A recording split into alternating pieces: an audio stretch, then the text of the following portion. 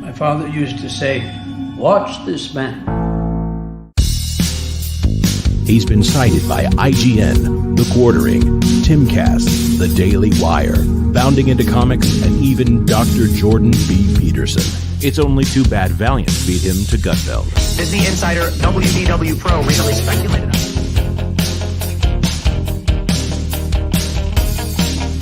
Time and time again, he's broken big entertainment news live on the air. I've been following WDW Pro and his track record for years. If you want to find out what's on the horizon for theme parks, Pro is where you go. There he goes again. Honey Badger gonna do what Honey Badger gonna do. Scooping and scooping and scooping.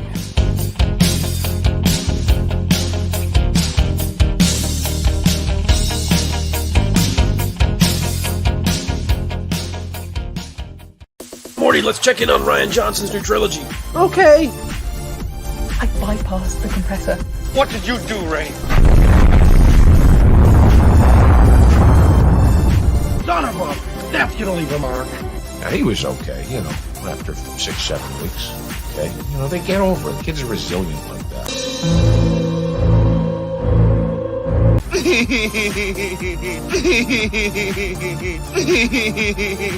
Yeah. I hate it. It's the standard, what would George do? I don't want you here. So sorry, George. I didn't think it would go like this. Blimey, you fools. I've fallen, and I can't get up. Weird. Stay away from liquor, kids. I have always liked Cowabunga. Cowabunga! Now that's more like it, Mr. Wayne.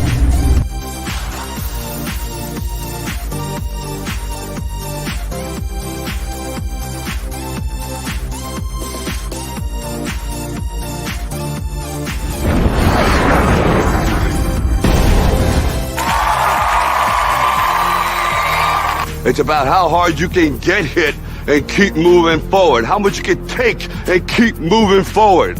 The Force will be with you, always. That's how winning is done. I am vengeance. I am the night. That's what she said. I am Batman. If I won tonight, I would come home and we'd celebrate. Well, I'm coming home, we're celebrating. God bless you all. Watch your habits, for they become your character. And watch your character, for it becomes your destiny. What we think, we become.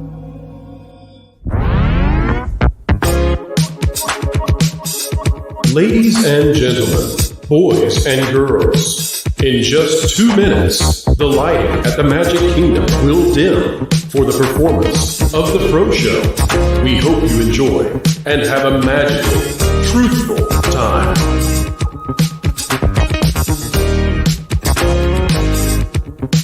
For the safety of others, please, no flash photography.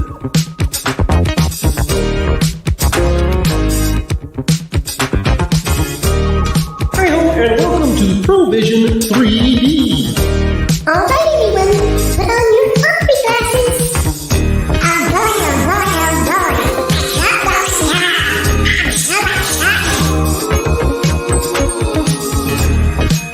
Keep learning, keep growing, and keep having fun.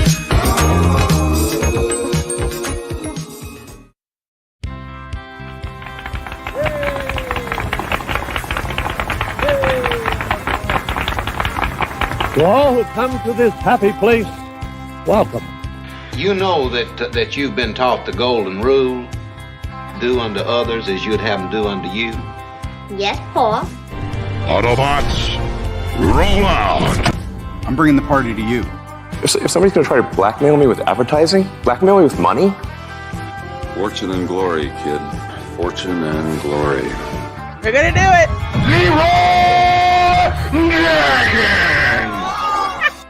All right, it's time to go to school, huh? Come on, get your hands up, man! Are you okay? They'll never take our freedom!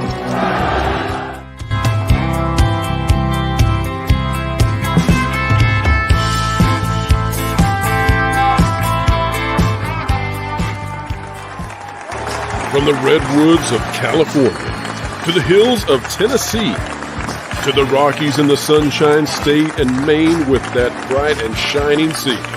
From coast to coast in North America, it's time for your host with the most, bringing you all the entertainment news that should be fun. Ladies and gentlemen, boys and girls, it's time for the show that explains entertainment and gives journalists the next day's headlines. It's the Pro Show Live!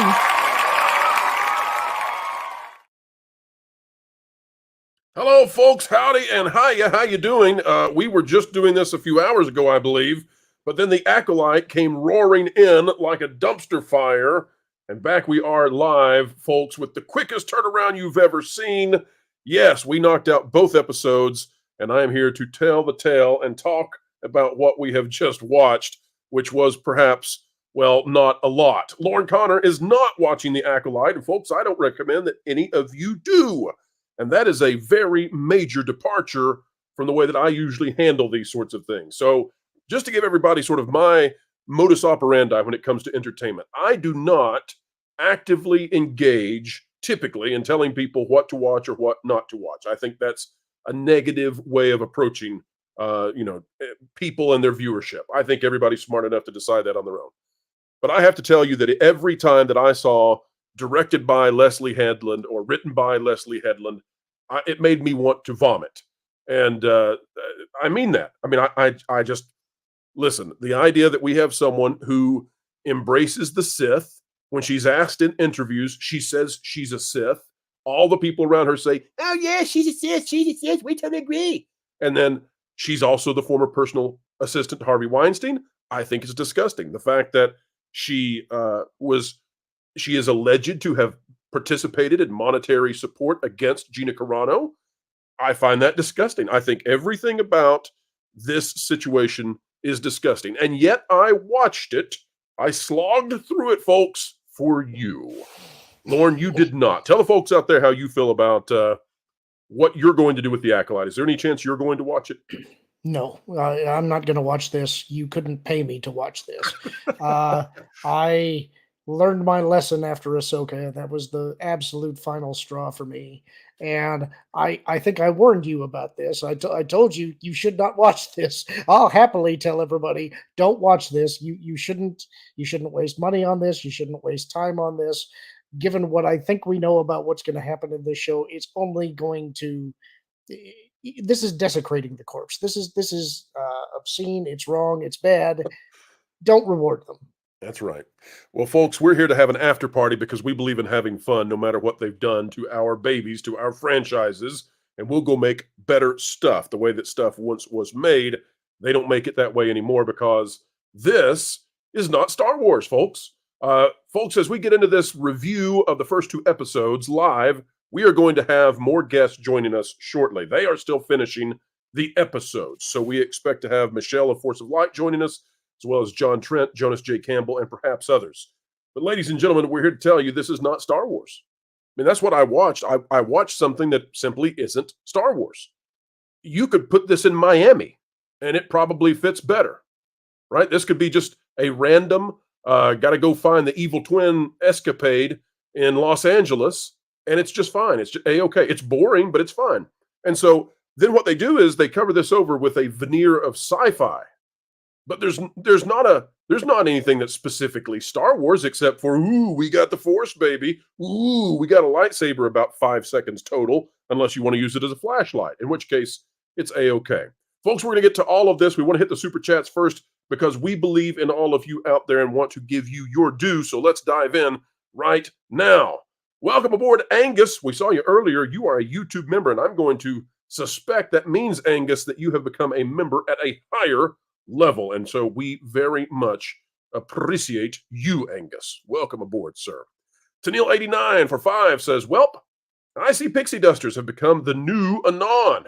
Can we call them Squeak-Anon? Same syllable account, and you know they'd love the name. Well, it's appropriate coming from the Walt Wright.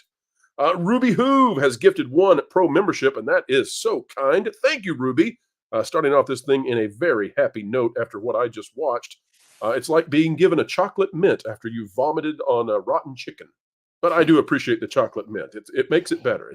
I'm recuperating, folks. Chipmunk of Vengeance for 5. With any luck, we can limit or contain the damage the Acolyte Wokolite will do to Star Wars. Now, would rather be a Star Wars fan and boycott this garbage. So Chipmunk, folks, again, this is spoilers all through. If you don't want spoilers, get out now, because we don't care. We just do not care with this show. So I can tell you what happens in episode 3. I've known what happens in episode 3 for a while. Our twins, our dear little twins here, they are born of a coven of lesbian witches, and the Force is actually now a giant thread. It's a coven quilted thread. It's something that you can pull on and twist in the ways that you want, according to the lesbian witches. So, will this damage the rest of Star Wars? You bet it will. Continuing right along, we've got Rob Brantz, member for 13 months, and we're happy to have you all of those months. Well, something good of Star Wars came out today. Shocking, I know. The old EU novel from Iron Fist came out for audiobooks and is better than the Wokolite. Lauren, is that one of the books that you have read in the past? Not on my channel. I have read the novel. It's in the X-Wing series. And what's your thoughts on Iron Fist? Good, bad, readable, not? I loved all of the X-Wing books. They were written by Michael Stackpole, and there was a second series written by Aaron Alston. Everything they wrote was gold. He's absolutely right.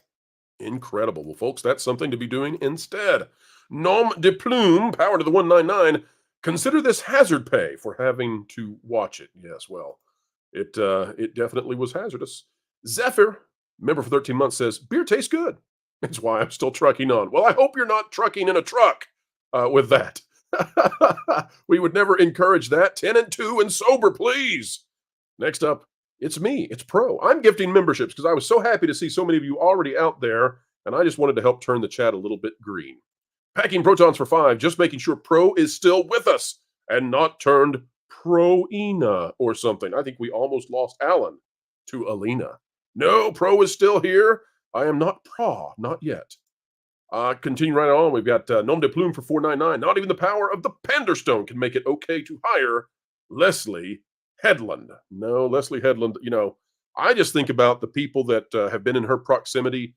And let me tell you, folks, one of the worst characters in this show is nepotism. And I promise you, I'm not going to call that character by name because that is the name. It's just nepotism. And it's the worst character in the entire show. Nepotism shows up, and whereas Star Wars characters once upon a time were creative and interesting and unique, and maybe they had plastic bug eyes that didn't look real at all, and maybe you knew it was some bizarro mask made for another movie, but at least they put more effort than just doing green makeup. And green makeup on nepotism did not work, not one bit. She's the most annoying part of it, and that's really saying something. Kenny McCormick for 199. Kathleen Kennedy needs to be launched into space. Well, she's launched Star Wars into the sun, or maybe to the dark side of the moon. I don't know. We've got Grimlock say, watch Buckethead, $5. Anyone excited for the Star Wars Hunters game that just came out for Nintendo Switch? Lauren, have you heard anything about this Hunters game? I haven't really paid attention to it all that much. I have seen some footage from about a year ago. I thought initially that it was a phone game, but I'm not sure if that's the case or if it. I know they had some kind of a limited launch a little while ago, but it's not really been on my radar all that much. Absolutely. Well, you know, I'm excited about anything on the Switch. I'm willing to give Star Wars Hunters game a chance. We'll see how that goes. Sutton Creek Productions for 5. Something Jedi, something Sith, something lightsaber, something Star Wars. Well, you're not going to get much lightsaber. We're about to talk about that in just a moment. All right, we've got Ministry of Wrongthink. Mr. H's Moss prediction was so correct, it's stupid. Yes, we'll talk about Trinity in just a moment. Packing protons for 10. I think Lauren has said he hasn't finished reading the Abeloth series yet. I'd be curious on that villain. I think it's the worst they've ever done, and beginning of the story group meddling. Now, that's a great launching place, and Packing Protons, thank you for helping us do that. Lauren, why don't you tell the crowd out there your thoughts on Abeloth? There's been some who say it's a very terrible addition to Star Wars, and we may see a bit of Abeloth, but just like I told you, folks, they're not going to go into the lore that deeply. They want you to read some bogus, stupid comic that nobody's going to touch, while they just go, oh, the Force, it's girl, it's the matriarchy now. Lauren, your thoughts on Abeloth, though? Right. So I should probably clarify a little bit of what I said the other day in our video. And first of all, you're right. I did not finish that series. And the reason why is because my son was born right in the middle of it. And when he was born very sick. And so I suddenly had to be paying attention to much more serious things. And I never got back around to finishing the series. That said, I have read some summaries of it and kind of have some working knowledge of it, but not an intimate knowledge like I have with some of the other stories. So giving my take on it is kind of interesting because I'm having to rely on third-party sources that I don't know as well. And it butts up against a couple of different things that I have different feelings about. It relies heavily on the Mortis arc from the Clone Wars animated series. And that is a story arc that people either love or hate.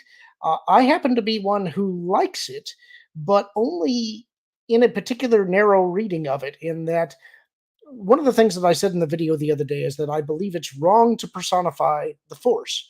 And some people came in and said, well, they already did that with Mortis. That's what the Mortis gods are. But that's not quite the way that I read it.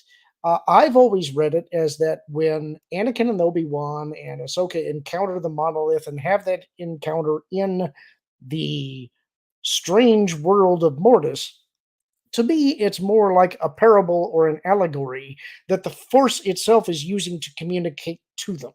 So the father, the son, and the daughter, which are described as the ones, and there is some debate as to whether they are the Celestials, I don't see them as being real physical beings. I see this as aspects that the Force is revealing to Anakin, Obi-Wan, and Ahsoka during this encounter in order to make something understandable to them. The novel series uses them differently. It uses them as actual physical beings who are real manifestations in the physical world. And the mother was a servant to them. And then in kind of an adaptation of the biblical story of Eden, when she was approaching death, immersed herself in the font of power, and I don't remember what the pool of, I think it was wisdom. I could be wrong about that. In order to try to make, right? It may be knowledge. Yeah, I think they did. I think they copied that pretty closely. Yeah, and so essentially, she was trying to make herself like the ones, so that she would be immortal and like them, but that it twisted and corrupted her and changed her into an entity very much like a great old one. This is Star Wars version of a Cthulhu style character. Now, a lot of people really like this story. A lot of people think this is just ridiculous. It's so convoluted that it doesn't make any sense. And I think a lot of how you feel about it is going to depend on how you felt about the Mortis arc, and also how deep into the EU you got. The farther into the EU that the stories went, the more convoluted the story became, and relied heavily on other stories that had taken place previously. And so I think how you feel about all of that is going to determine how you feel about Abeloth. Now, I suspect what they're doing in the Acolyte, as you said, won't touch on any of this. Certainly not to that kind of detail.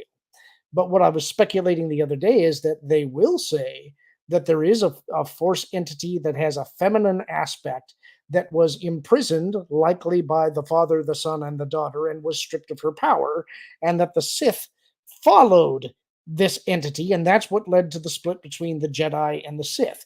Now, whether that's actually where they're going or not, I don't know, but part of my reason for suspecting this is that it would allow them to have an excuse to tell the Dawn of the Jedi story that Mangold is supposed to be working on, and it's also, I suspect, the big reveal for what would be in Ahsoka Season 2. My guess is you find that feminine aspect of the Force that has been wrongly imprisoned, which I suspect that they will say the Jedi also knew about and have hidden from the galaxy, and that she is imprisoned on Peridea. That's why that planet was outside the galaxy. And that would explain why Filoni is grinning like a possum that just discovered cat food on the deck at night. Folks, here to tell you, too, the Force is female. The Force is the matriarchy. That's going to come out in the next episode. That's what the coven of witches who birthed these lesbian butt babies that we're all watching. That's where we're going. So I'm going to bring on someone who is not a lesbian butt baby. Folks, please welcome to the stage the man who makes the wokies cry every single day as he tries to bring forth the news on a website that is skyrocketing to the top of the pop culture zeitgeist. You know him, you love him. It's John Trent, ladies and gentlemen. John, welcome. Hello, good to be here. How's it going? Yeah, we're bringing the energy after a show that did not bring any energy in the first two episodes. John, have you seen them both now? Yeah, I just finished watching them literally just like seconds ago, and yeah, there's no, yeah, I know there's no energy. You're 100% right. There is no real energy in this. Massive contradictions. Things don't make any sense whatsoever. It's bizarre. So, John, let me read the notes that Jonas is typing for me live. Here we go. I'm going to read the notes that Jonas is typing live. He's still on the second episode, but this is so fun to watch Jonas typing his notes that he thinks he's going to bring into the show, and I'm going to go ahead and read them for everyone. Haha, Jonas, I'm like Wilton tonight. Here's what Jonas is going to say, folks, when he arrives. He writes, 2 twins with the same truly hideous haircut. These are literally his extemporaneous thoughts as he's watching the show. So Jonas says, I haven't seen each other since they were like 8. But they have the same haircut because it was expensive to have different hair. It was hard. It was really hard. He says, oh, good. Star Wars has astronauts and PTSD now. Lots of hints that the Jedi are evil, or at least fascists. And then this was one that I loved. So Jonas says that one of the characters says, I made Knight 2 years ago, like he made Sergeant in the Force. Yeah. The exposition dialogue about her leaving the Jedi, why she's a mechanic, is super clumsy. Here's an idea. There's a part in this where they say to the good twin, a person matching your description killed the Jedi. And she doesn't immediately say, oh, wait a minute, pause. I got a twin. Right. I think I know what's happening here. I happen to have an evil twin. I know what's going on here. Oh, it's even worse. At one point, the actual master is like, I know she has a twin, tells the other Jedi she has a twin, and then doesn't believe that the twin actually did any of the murders because he said he saw the twin die, like personally saw her die. And then he like 5 minutes later shows up, sees the person who's like crash landed, the other twin, the good twin, on this like ice planet. And she's like, I didn't do it. And he's like, I believe you. And it's like, oh, it must have been the twin. It's the opposite of The Fugitive. All right, folks, we got to take a look at this, though, because this is one of my favorite things here. This is from Eric Ellerson. I have no idea who that is. It doesn't really matter. I mean, we love you, Erickson or Ellickson, whatever it is. But anyway, this is great because take a look at this. These are the kinds of reactions that we expect out of some individuals out there this evening, and we may cover the reactions. Oh, my God, the Acolyte is so good. This show is smart. The show is gorgeous. The show is absolute Star Wars. Yes, official Acolyte. It's hilarious that he's showing this because in the first episode, which I think this is the first episode still too. The opening scene is literally Carrie-Anne Moss's character. No, Trinity. We're just calling her Trinity tonight, John. Okay, but Trinity being informed that Jedi only pull their lightsabers in order to, when they're ready to kill. This guy literally is pulling his lightsaber and using it as a flashlight. That's right. That's what I love about this, John. This person is posting this, and this is how you know this was prepared, pre-readied, pre-set up to put out there and tell people. I don't know who this person is, but they just want you to watch this so badly. This is not a cool moment. This is one of the dorkiest, stupidest things I've ever seen in sci-fi. This man is pulling out a lightsaber after we have just been told they never pull out lightsabers, and we'll tell you why they don't ever pull out lightsabers in a moment. Why does he pull out his lightsaber and break the canon in like 30 minutes of being into this world? He needs a flashy light. He needs a night light. So he literally, and the best part of it, the tunnel isn't dark. He doesn't even need it. He just, right. It's his security blanket. He's got to have it. Oh my gosh. Too close, pull back. Although, Lauren, you did look very spiffy. But yes, that's where we are. All right, so let's talk about the first scene, John. In the first scene, folks, again, spoilers, you can't spoil this thing. It's already rotten, okay? In the first scene, we get Bad Twin, and no, folks, we're not going to use the real names because it's way easier to just talk about it this way, because you people don't know these characters, you don't care. So we're just free to label them in the most descriptive way possible. So Bad Twin just shows up at a bar, right? and we don't get any world building. We get nothing. They don't tell us when this is. They don't tell us, why we should care about Bad Twin. We just get Bad Twin. And Bad Twin shows up, and Bad Twin wants to take on Trinity. And Trinity... Fight me! Yes! Trinity has popped out of the Matrix, and she has a lightsaber, but she doesn't want to use it. And she's going to say that for some reason that would be clear, apparently, to Evil Twin, but she says it anyway. So she says, we're not going to use the lightsaber. So we all know she's not going to use the lightsaber. But then she changes her mind when Evil Twin starts pulling out butter knives. And once the butter knives come out, it's on. It's on like Donkey Kong. So Evil Twin, though, and Trinity, they have a Matrix Force Fu battle because that's all the rage now. Ever since Ahsoka, we don't use lightsabers. We don't do anything that's no blasters. In fact, there's not a blaster in the show so far. There's a stun gun. There's like an EMP blaster thing that's fired at a Flintstone car and still misses. But John, the Jedi have like a whole array of weapons in their ship. Did you notice that? There's like yes. Yeah. It's like what are these? So Trinity, though, she does her Force Fu, and they shuffle back and forth, and it looks like a cheap incarnation of Avatar: The Last Airbender if they were all air masters who didn't want to actually do anything impressive. So we get some flippy flips, and we get some walkie walks up onto the scaffolding and all of that. But ultimately, they get tired of shoving each other with air, and so they switch over, and we get the butter knives. She starts slinging butter knives. It doesn't work because, the Force. And then Trinity gets tired, not like Luke gets tired. She doesn't like die of Force catastrophe or Force, what would you say, guys? What's the word I'm looking for? What did Luke die of? Force constipation. That's what I'm looking for. So she doesn't die of Force constipation, but instead she gets tired and decides, okay, it's lightsaber time. So we get a battle of butter knives and lightsaber, and Trinity is winning against Evil Twin until Evil Twin throws a butter knife at the one remaining creature still in the bar, who is the bartender, who, oh, by the way, folks, although you don't know it, apparently it was Bring Your Kid to Work Day. John, tell us about the scene. Tell us, how does this go when the butter knife goes for the guy who brought his kid to an alcoholic bar, and how does it play out? Yeah, basically, Jedi can no longer multitask at all anymore. They can't deflect multiple things at once, and they clearly have they're so prideful. They're so full of themselves. Their ego is so big now that they completely underestimate their opponents at all points. So she basically throws a knife at the bartender, and Trinity stops the knife midair with the Force, similar to how Kylo Ren stopped the blaster bolt in The Force Awakens and that opening scene.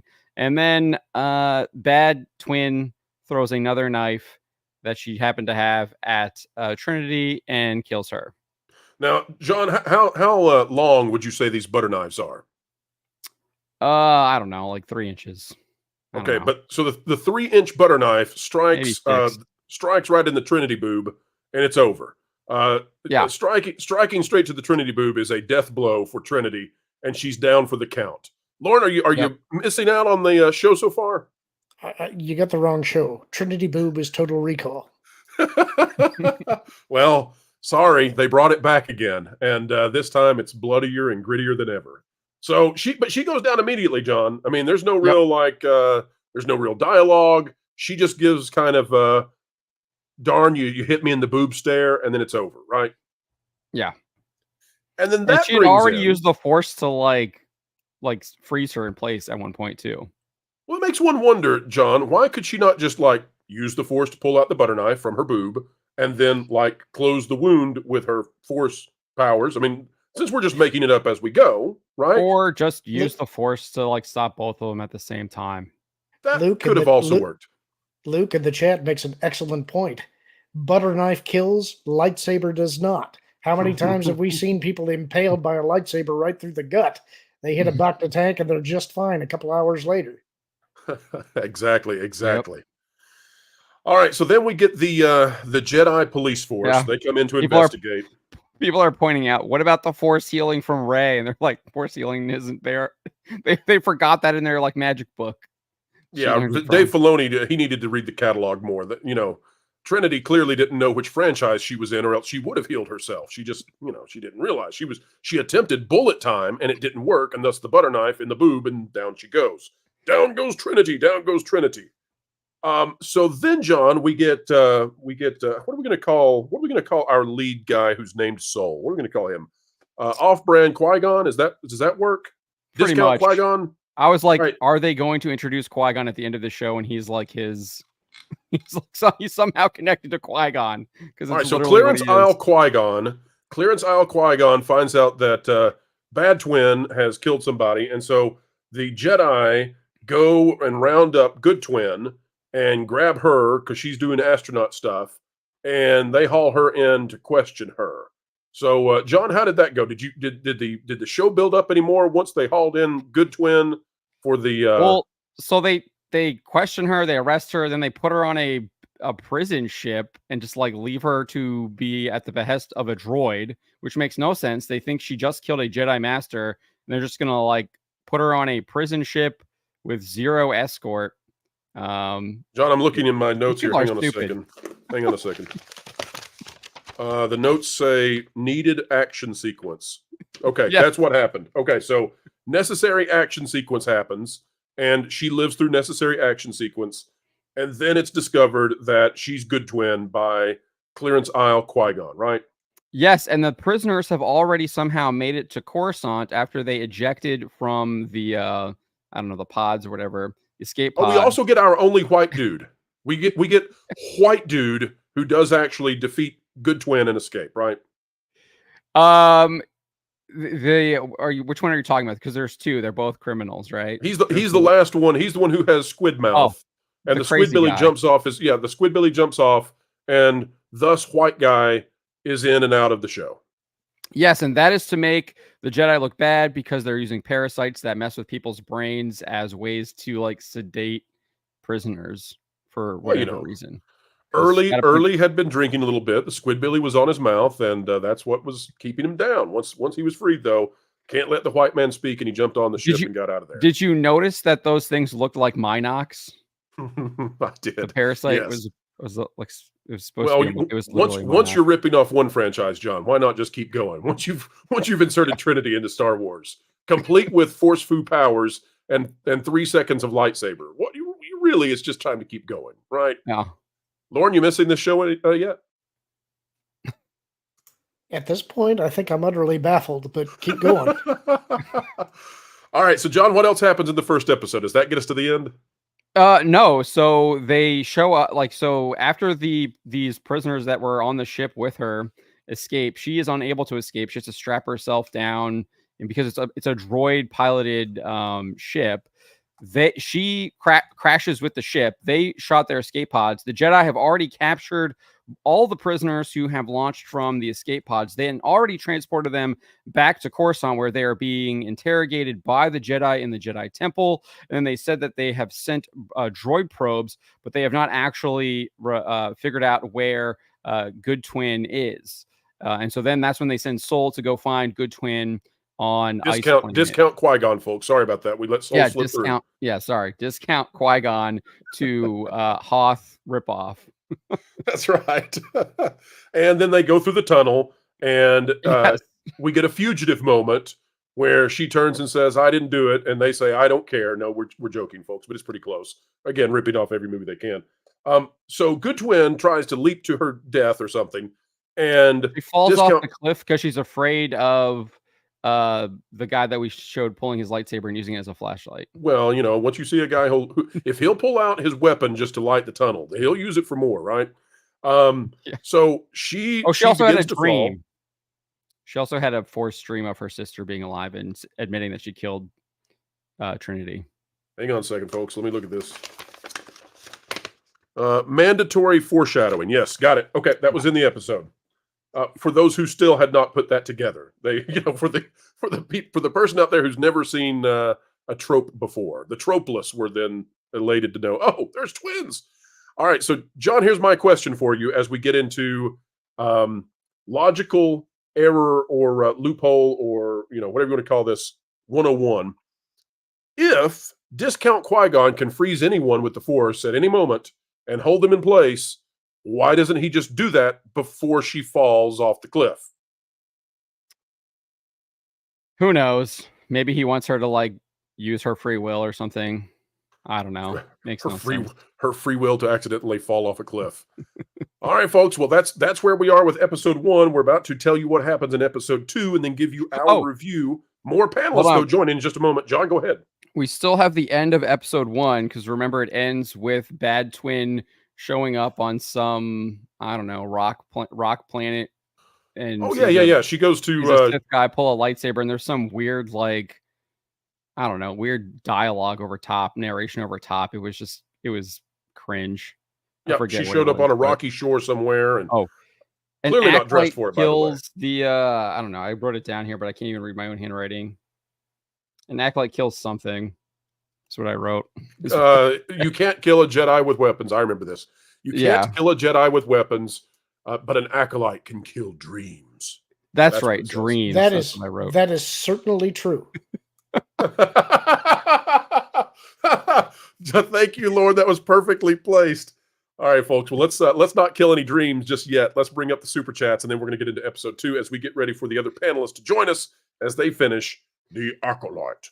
All right, we've got Jeremy Winfield. Keep your money, family. Starve them out. Yes, absolutely.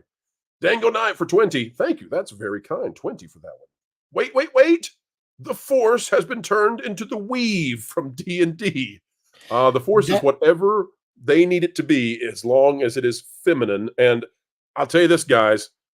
The fact that they turned the Force into a thread, I think it's okay for me to tell this, is not going to go well for memes. Go ahead, Lauren.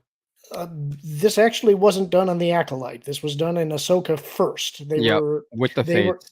They were basically setting up the Night Sisters as, like, as John said, as the Fates, or if you were going to go with the Norse version, the Norn.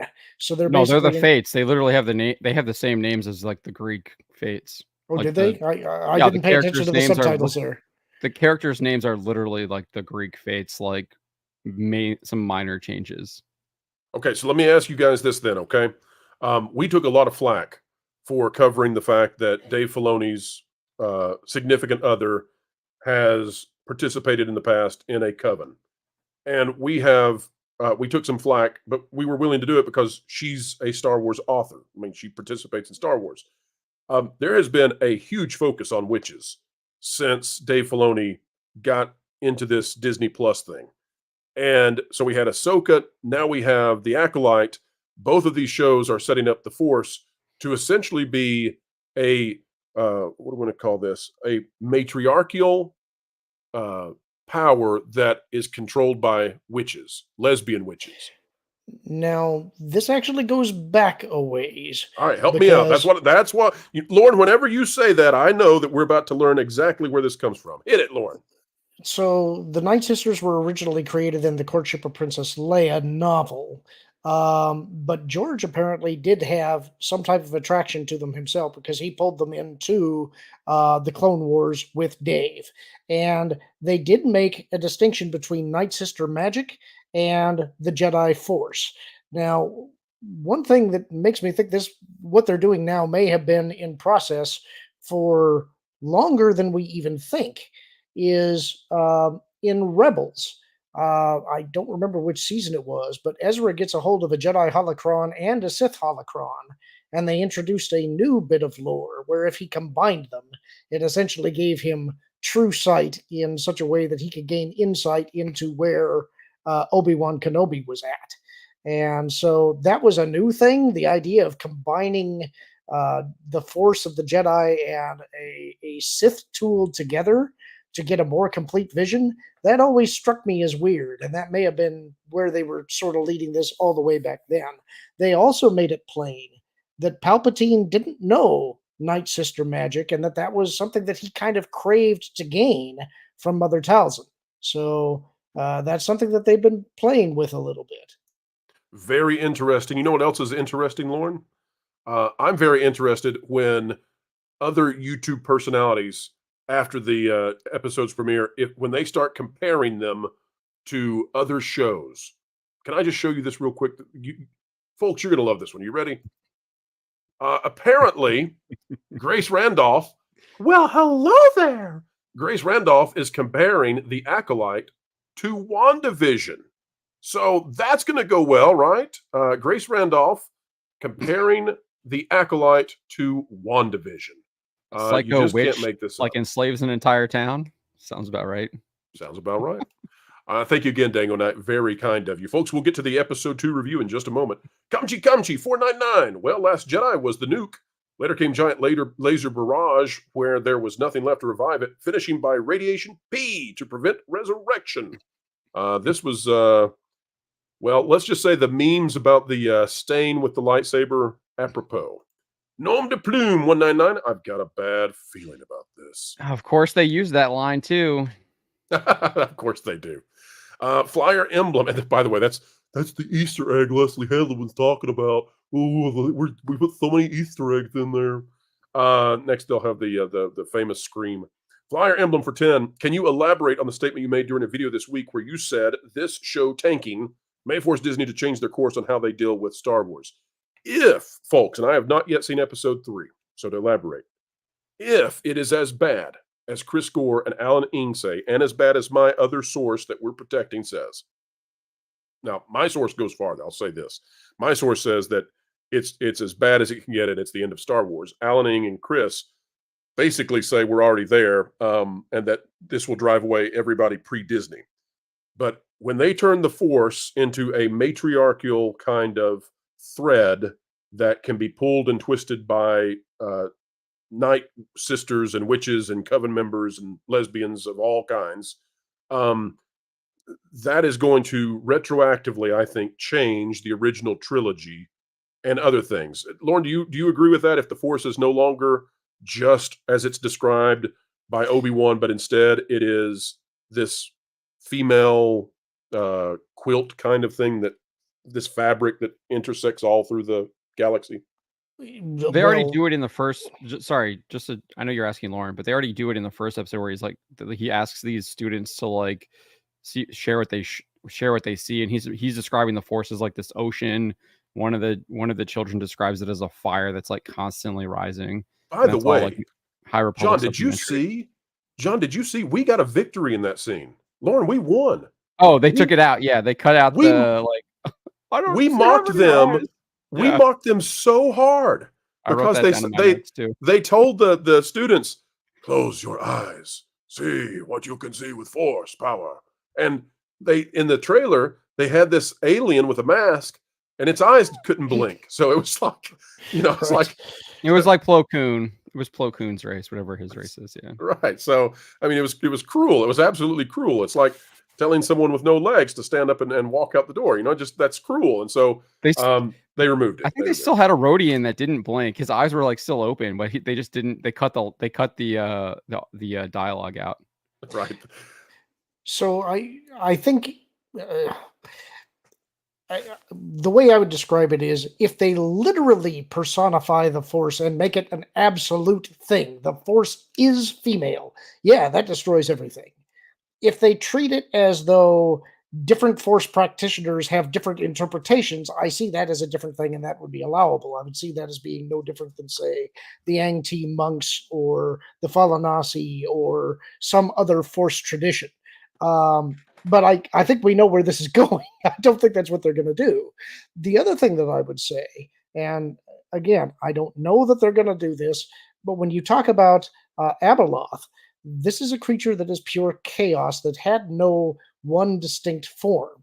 And so when you have them trying to perceive the Force this way and they're seeing it in all kinds of different ways, that does tie to that a little bit. Absolutely. I don't think they're going to go so far in episode 3 as to absolutely call it female. I don't think they're going to go that far, but I definitely think they're going to go right to the absolute edge of it. And Flyer, we hope we answered that. Some folks are going to be okay with it. Some are going to say, well, that's just the witch's perspective. Others are going to say, no, this fundamentally changes Star Wars, and I'm out. I think I'm going to be in the latter part of that. Ruby Who for 2, smash that like button. We sure do appreciate that. Nearing 1,700 out there in the audience, as we are having one heck of a fun time here celebrating the burning of the dumpster, and we're just waiting to see which new colors of flame will come out of it. All right, we've got Magister Amaris, who says, a good palate cleanser for $4.99.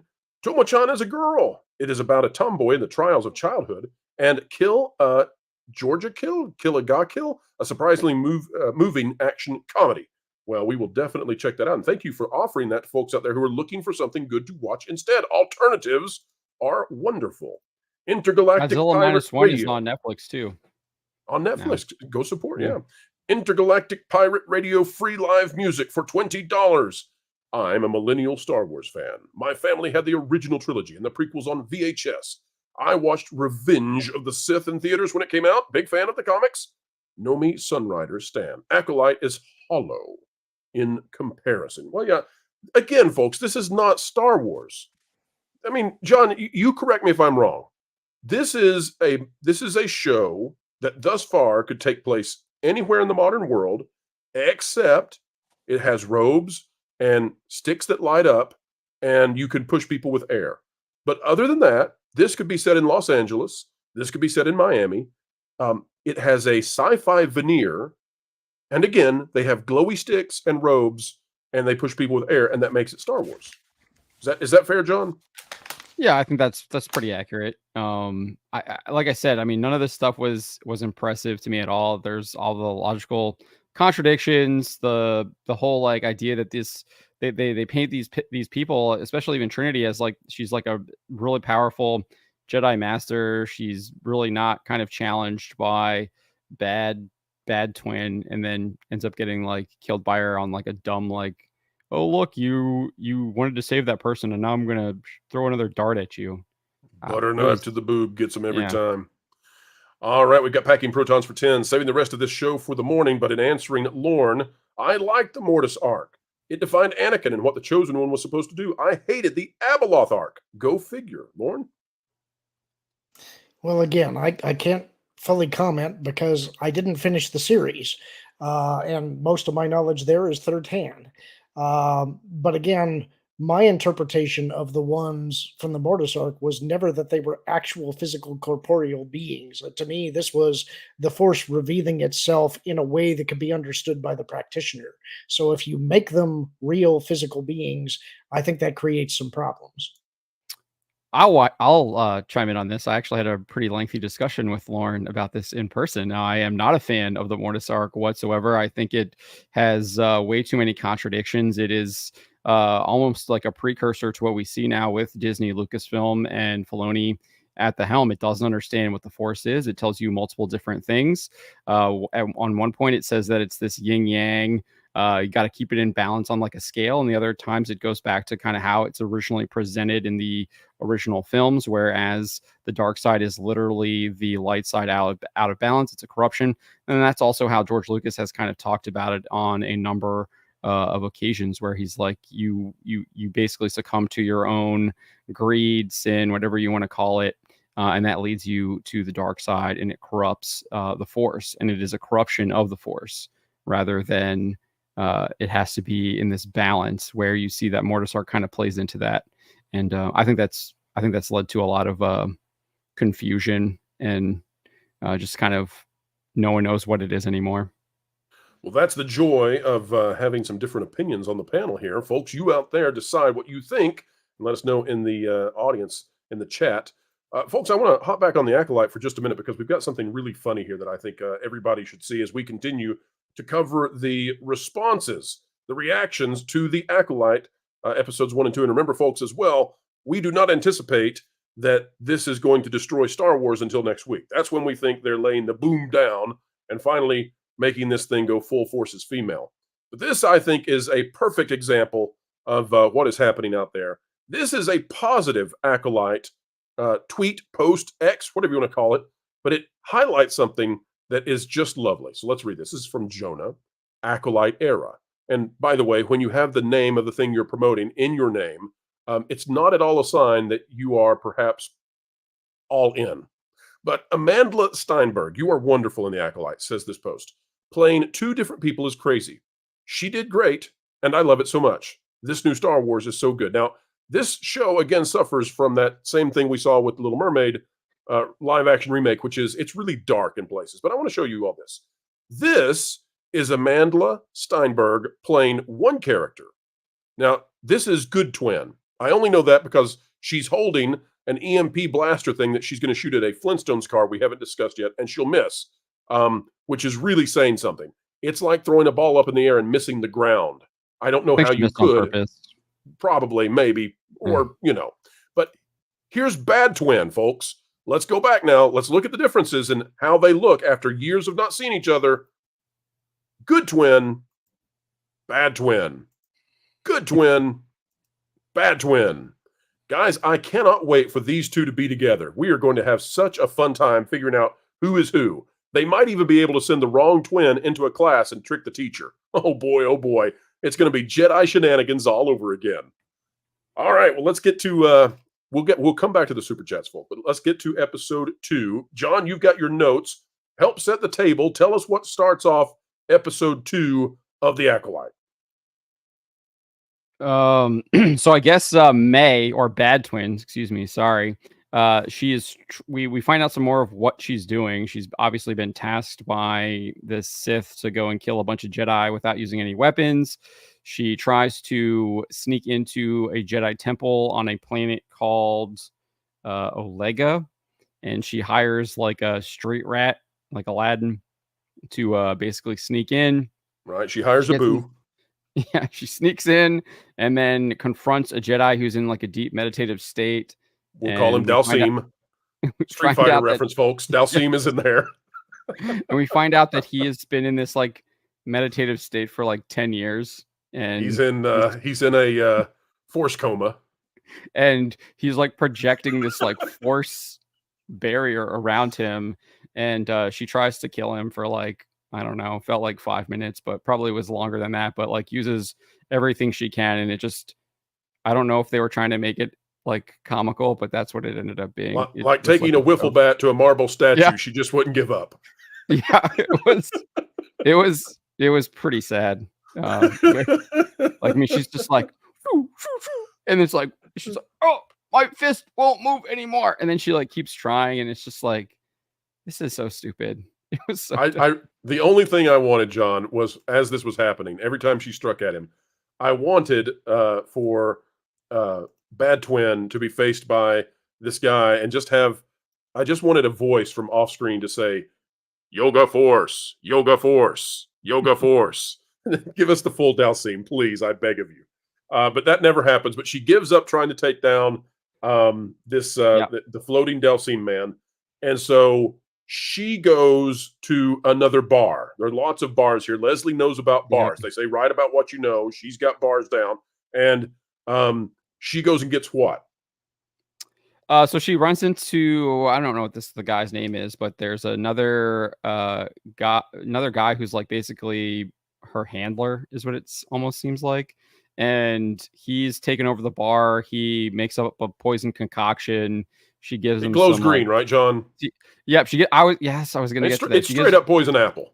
She gives him some tea leaves, and then it literally turns from like this orange color to like the toxic green. Like, it's poison. I wanted it to hiss and have a little skull cartoon character come out of it. I was waiting for the vial that she has it in to have the skull on it. Yeah. So, folks, if you ever want to know how to take down Dalsim in Street Fighter, got to get out the poison apple. It's the only way. John, what's happening with the Good Twin when this is going down? Wait, Lauren's got a question. I do. This force guy that she was trying to kill, who's been in this deep meditative trance for 10 years and has a barrier around him that she can't kill. She's using poison now to try to kill him. That's why she's got the poison, right? I thought Lauren was going to ask, how does he go to the bathroom? Now, okay, this is more mature. Thank you. How does she get through the barrier to give him the poison? Well, the guy gives her some advice saying all Jedi have weakness. You just got to figure out what his weakness is. His weakness is that he has internal guilt. He's thirsty? His weakness is that he's thirsty? Well, he has internal guilt. Yes. Over some unexplained event that happened when she was a child. Hold on. Hold the that Jedi face, are Lauren. bad. He willingly takes it? Yes. He commits suicide. John, he self-deletes. He self-deletes. Sorry. Remember where you are, sir. Yes, he self-deletes. Yes, the Jedi. What's the Japanese word for this? Seppuku? Seppuku, whatever. So he poison Coos. Yeah. Carry on. Yep. Lauren, you don't understand. He's floating in the air. He's not making any facial gestures. He so spent clearly 10 years he's ridden with grief meditating over his guilt. And he just and not going to the bathroom. Yep. And no restroom breaks. He didn't eat for 10 years. This is worse than I thought. Keep going. Yeah. All right, so John, Good Twin is up to other stuff, though. What's happening in Good Twin's world? She's just like hanging out on the spaceship as they like travel to the planet because they have a report that someone matching her description has snuck in, but they can't find her. Can't find the bad twin, but they have the description. So she's cleared of all charges. The Jedi no longer suspect her of killing Trinity because she obviously snuck into this and she was in discount Qui-Gon's whatever control.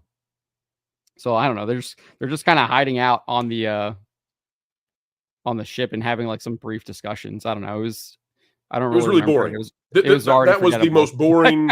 that was easily the most boring part. It was like 75% of Tiana's Bayou Adventure. So we get through that, John, and we get to discount Qui-Gon facing off with Bad Twin, and we get more.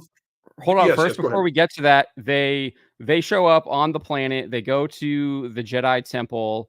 They are being marched to the room where the guy has supposedly been meditating for 10 years. They go the completely wrong direction. Good Twin has a vision from her like evil Force twin younger self who takes her to the proper room where she's at. Very strict Jedi who likes to use his lightsaber as a flashlight follows her, literally stands outside the room. She finds that the what are we calling him? What's the guy's name that's dead? What are we calling him? Dalsim. Dalsim. Yoga. She finds Dalsim is dead. She's discovered that it's been a poison from her home planet that's been brewed, and it only lasts like a certain amount of time. The Jedi then, who went off in the completely wrong direction, have now somehow corrected course, shown up, and are accusing her of murdering. The guy who was literally following her decides to stand outside the room for a good minute while we get this dramatic accusation, and then he shows up and is like, "Oh, she didn't actually do it. I've been following her the whole time, and I just happened to just be standing outside this room as she was literally tampering with a murder scene when I'm supposed to be a space cop." John, I gotta send a message back to Gary real quick, folks. Yeah, this is the best it's going to get. This is the best it's going to be. Let's welcome to the panel someone who has just intrepidly gone through the dysentery that is the death of poor Dalsim. Jonas, you may not understand anything that we're talking about because we're using code words for all of these characters because our audience has no idea who they are. So Floaty Guy is now Dalsim. He does Yoga Force, yoga. We've got Good Twin, Bad Twin, Discount, Qui-Gon. Who am I missing? Oh, Trinity. And Trinity died via butter knife to the boob. So very sad. Jonas, hop in here. Tell us what your thoughts are on episodes 1 and 2. And then we're going to finish, because we haven't told the audience out there yet, about the Discount Qui-Gon versus Bad Twin battle, nor the Getaway Flintstone mobile. So Jonas, share with us your thoughts.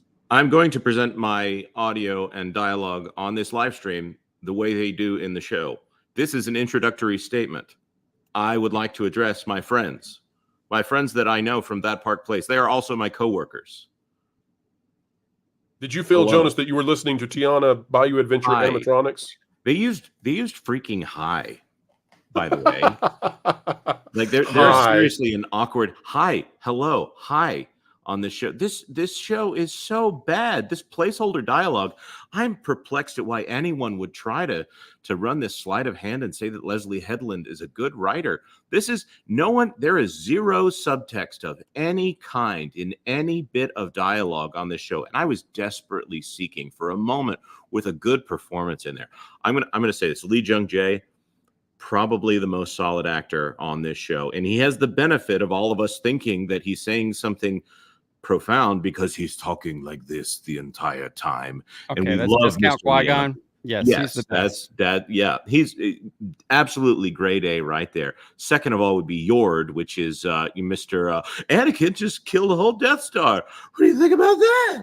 He's a lot better when they give him. The other guy is better. The bartender is better than him. Bartender. By the way, we haven't given a name to Flashlight Boy yet. Is he Flashlight Boy? Which one? Oh, is he? Well, I mean, he apparently has Rey's lightsaber there. He's got the yellow lightsaber. The colors don't matter anymore, Jonas.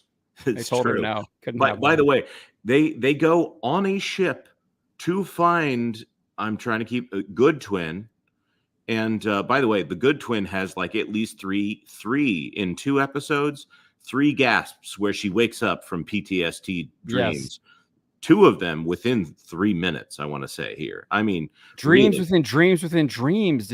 That's an Inception reference, Jonas. You just are media illiterate. It's Shaw Brothers meets Paw Patrol, and I just missed it, Well, Jonas, you missed. I'll tell you what you missed. They drag the bartender across the galaxy, by the way. They're doing an interrogation in the room, and the bartender walks in the middle and be like, yes, that's the one who destroyed my bar. They demonstrated the barkeeper has a kid, too. So I'm like, I appreciated, Jonas, that the barkeep brings his kid to work That's day at the end. And puts the kid in danger. But then when it's time to go reveal who did it, who done it, the kid stays home. So ultra dangerous environment, bring the kid. No chance of harm, kids stay at home. Also, Jonas, at what point did and maybe Lauren, you could answer this. I thought Jedi could like read minds a little bit. Do they seriously just need somebody to come up there and be like, yep, looks like her, that's the one? Do they really have to drag people across the galaxy to do that, or could they not just pull a Professor X for a moment? Can they not Jean Grey this situation since we're ripping off other franchises left and right? You can sense surface thoughts and emotions, but it's not unless you're dealing with the extremely not anymore, Lauren. Not anymore. You got to remember, Kylo Ren just sucks her memories out of her brain. Yeah. Okay. Yeah. Yeah. that would never work. But again, carry they on. were a dyad, which is something that they totally didn't just make up. I will end you. Do not say that word. Wait a minute. What just happened here? Lauren and I have an ongoing discussion, I suppose, about the concept of the dyad and whether or not J.J. Abrams actually intended it. He didn't. He totally didn't. He fell into it by accident. Okay. Well, maybe the mystery box tripped him up. It was empty and all. Okay. So, guys. The entire thing is a mystery box. And now it's, how's she going to kill all the Jedi? Well, convincing one of them to seppuku. Yes, I did hear that part of the live stream. That's ridiculous. Also, he is a young man, and they're giving him all the old guy. The makeup was so weird on the meditating guy. I don't understand. Oh, you didn't like his scar and his like fake eye or whatever he had? It would have been better if it was a robot eye. Why not do a robot eye? Then it would be Star Wars instead of, I don't know, just some guy who looks like he's probably going to want to tell you the story of the sea there. Well, here's a question for you guys. Wouldn't the original Star Wars have been much better if when Obi-Wan and Darth Vader began to fight, Darth Vader had been like, Obi-Wan, you feel great guilt. You are riddled with pain and internal strife. Drink my green goo. Would that not have been better if the green goo had been offered and that was the way he went down? This show is so much deeper with green goo in it. I had also thought that he was making her a beverage, so I was very confused about that. She asked for poison. Right, but he also said he needed a drink. So I thought it was supposed to be fun dialogue, but it ended up just being confusing. I liked his character better on A Good Place. When she asked for poison, I thought we'd get Lizzo, but the green goo was funny enough. All right, so let's get to... There was one thing I wanted to add too before we move on real quick.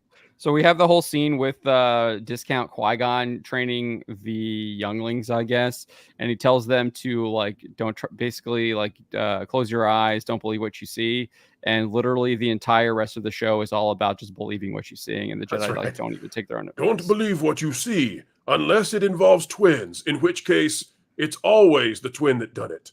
Or you get dirt thrown in your eye so you can have a stupid chase scene. Oh my gosh! And that was so dumb that Oh man, we're stuck in this spot. She can't get away now. Oh wait, no. There's She literally a blows sand spaceship above everywhere. her that's focused with a spotlight on her. Personally, I like that the Because they're space LAPD is cops. now. Yeah. I like the LAPD was swarming the galaxy now. with their space copters. Well, I know you read my notes, which thanks for that, by the way.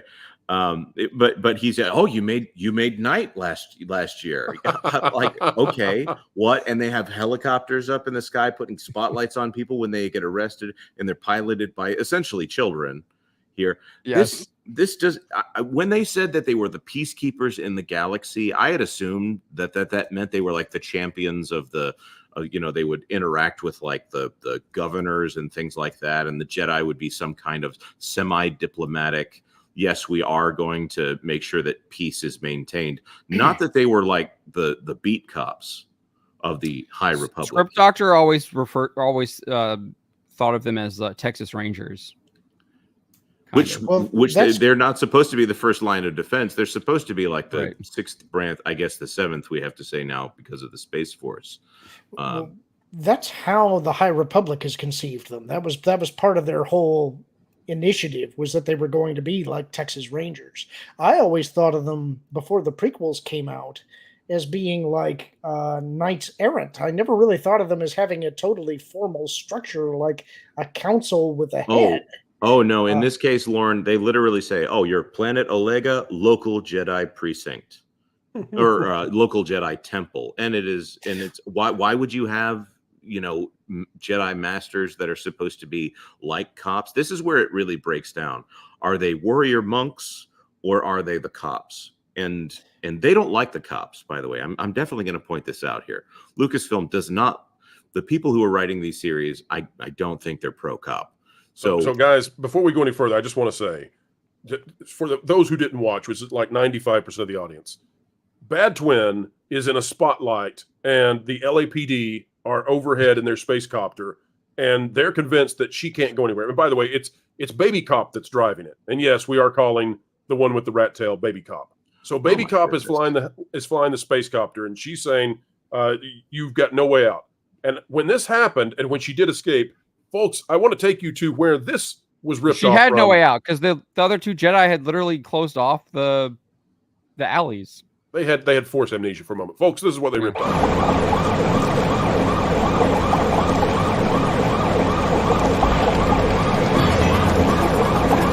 You are completely surrounded! Surrender yourself!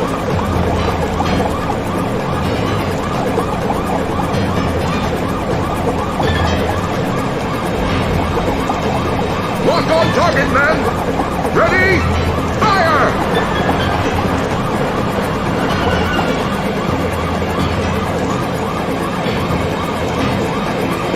Oh no! Our weapons are useless! Retreat! That was pretty much a reenactment of the Acolyte, folks. Surrounded in every possible way. Oh wait, big. Well, she had a case of flatulence and she was out. Also, okay, this is my other question. It's supposed to be somehow better to kill them without weapons. Are they not counting the little knives as weapons or the poison as weapons? So clearly she's an acolyte who is being trained by the apprentice to probably assassinate the master without using a weapon.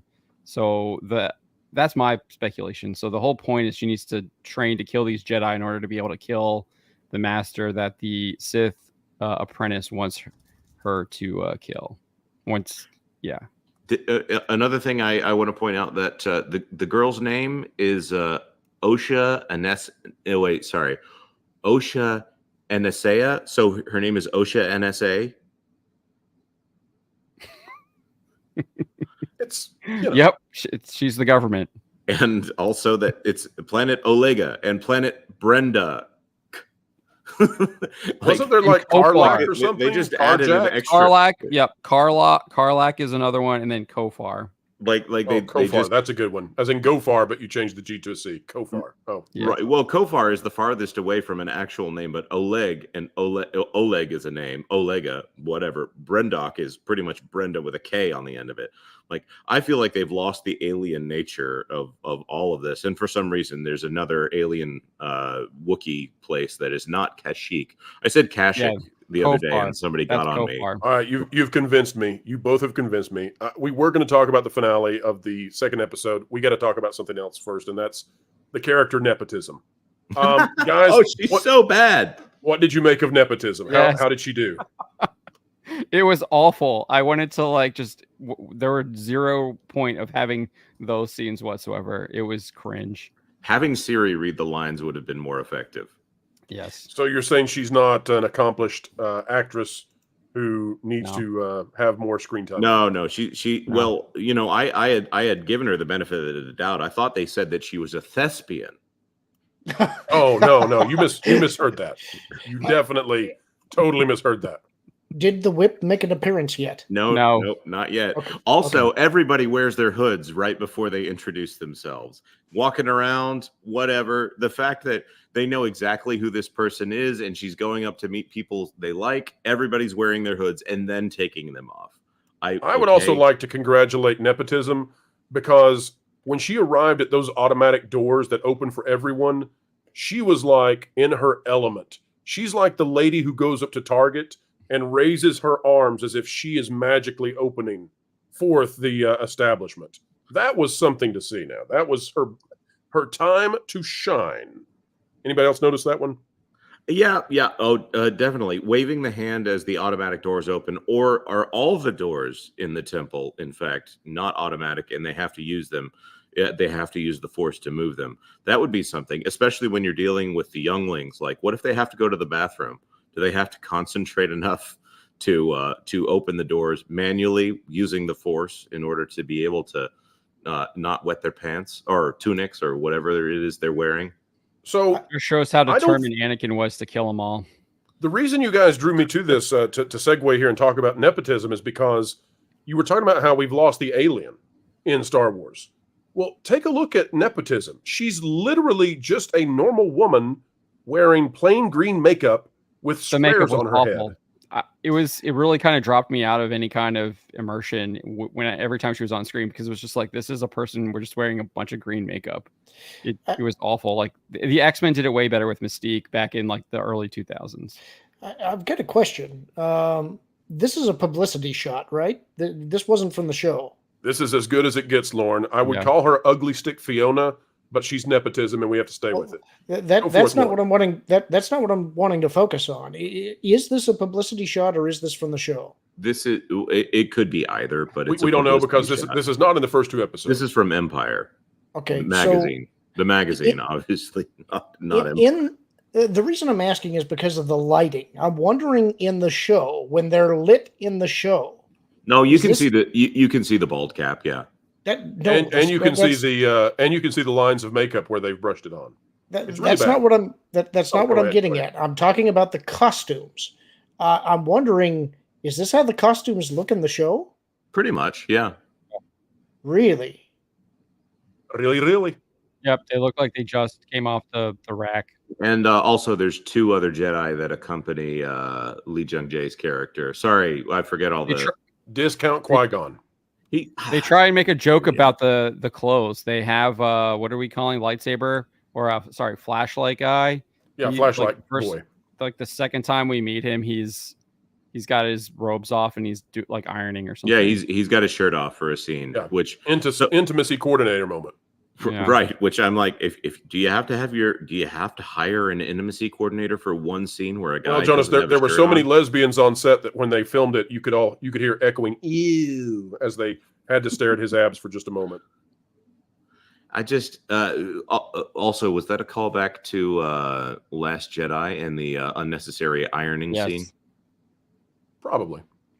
It was this Force Skype where he's like, and of course, the Force Skype where Kylo Ren takes his shirt off, and also, by the way, what is it with Star Wars all of a sudden wanting to get the men's shirts off? That's well, they saw what happened with Thor, exactly why they can't go full buttocks. But all right, guys, let's get to the finale though, because it's pretty darn awful. We get Bad Twin versus Discount Qui-Gon. Walk us through what happens. Besides Force food. Yes. It's the promo shot. Yeah. It's everything you saw in the trailer, except that there's a guy watching the whole time, and 2 people. He's got the girl watching. He's within 20 feet from a skylight. By the way, he jumps down as if he's surprising her in the middle of the fight. It's so weird. Like there's supposed to be like 6 other Jedi in the temple, and they just aren't doing anything either. And he's, for some reason, he's got binoculars and he's watching the fight as if he's examining it. It's well lit, so I don't understand. He is the same guy who pulled out a lightsaber in almost near daylight. So he may have what is it, macular degeneration? That may be what's going on here. With Are we doing full spoilers on this? I think we're doing full spoilers. You can't spoil this, Jonas. Continue on, please. So they reveal in the fight's not actually that bad, and maybe this is why Asha has a mask so they can get that stunt performer in there. Lee Jung Jae, he's much taller than her, so it's actually kind of funny watching the two of them fight.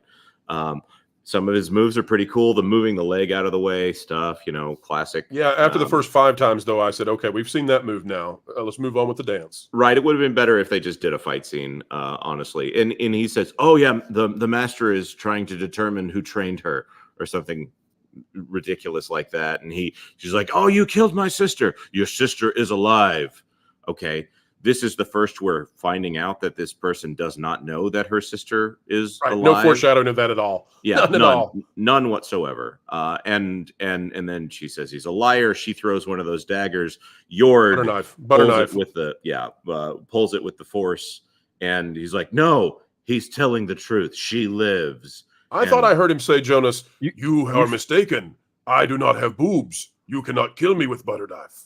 You also forgot the part where he sucks her mind out of her and figures out that the Sith apprentice has ensured that she doesn't know who he is either. Hold on, folks. John, say it one more time. You forgot the part where Discount Qui-Gon sucks her memories out of her head. In the fight. Yes. By the way, after he froze her with the force. Also pointing out that they know, we know in other episodes that there's a question of someone's pronouns that comes up in episode 3 or 4. I want a video game. I want a video game where the tutorial has one of the buttons say "Force Mind Suck" on it. I think you have a video. I think you have a video for that, don't you? Oh, yes, I do. Hang on. Oh my. Here we go again. Now, commence Operation Vacuum Suck. Suck. You can choose to feel sorry for yourself. I hope you don't. Oh, man. Oh, my. All right, so they did the vacuum suck on her brain and figured some stuff out mid-fight, which they could have done on anybody else and figured out, twins again. But knowing the quality level here, I'm going to call it now. I bet that the whoever the person who they're calling master right here is definitely a girl, because they've said he about 1,000 times. Yep. It's a classic thing where they only intentionally gender a mysterious figure when they're going to play that gender up when they do this. All right. Or it's like Ahsoka, and it's like a force creation or whatever. Oh yeah. The mystery character that turned out to be a cloud of smoke. Yeah.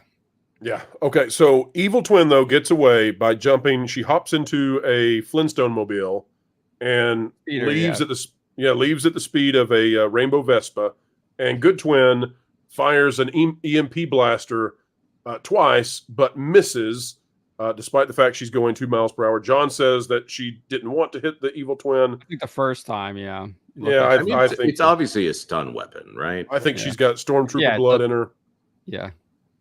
So it looks like the Stormtrooper stun weapons that they use on who do they like? I think Princess Leia. They use, on Princess Leia, yeah. And so but that's how this remember ends. the helicopter no longer exists anymore. Cop Kid flew away. Yeah, Cop Kid out. Yeah, the best part of the show of that episode was when she gets hit by the car. It was the only time something unexpected happened. And folks, we're not kidding about Cop Kid. It's like an 8-year-old flying a police copter. It's the girl who played Ciri from The Witcher.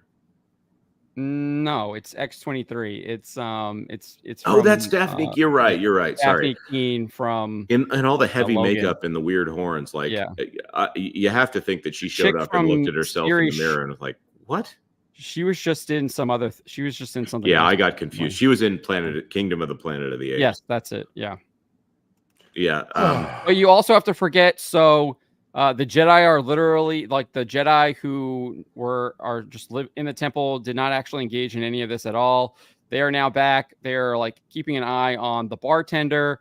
The bartender's about to escape. Bad twin shows up, tries to kill him, and then he actually pins her down, and then it's like, I've actually figured out where the Wookiee is. Let's go there. And then they show the Wookiee. Right, the Wookiee that we just found out about in the previous scene. We did it all for the Wookiee. So you can never mind. Jedi powers. I am making a segue in this show in order to welcome a guest at this Another time. Wookiee. When we bring guests on the show, we like to introduce them. And when we introduce them, we say their names. And his name is X-Wing. Hello, X-Wing. Hi. Welcome aboard, X-Wing. What up, Star Wars nerds? As we do Did the you watch shuffle this here. thing yet? Did I watch the Acolyte? Yes. Yeah. Oh yeah. Oh, I did a watch party. I did the whole kit and caboodle. All right, X-Wing, you have suffered through it like a kidney stone. We have not yet given our final review score. We're going to do that after Super Chats. But X-Wing, give us your thoughts. By the way, X-Wing, the audience largely didn't watch this for reasons that are perfectly justifiable. So let me give you a rundown of what the characters' names are, okay? You ready? Yep. We've got Evil Twin and Good Twin. Okay. We have Trinity. Okay. We have Discount Qui-Gon. We have, Floaty Guy who decided to exit out with green goo. He's Dalsim. We have Flashlight Boy, who's the lightsaber guy. We have Kid Cop. Who am I missing, guys? Who's Cop? left? Who's You Kid? got Pit Boy. Is that the High School Musical haircut? Kid Cop? Kid Cop's the one flying the LAPD copter. Oh, no, that's Flashlight Guy. Flashlight Guy is, Okay. Yeah, Flashlight Boy uses his lightsaber only to light Kid already perfectly well lit tunnels.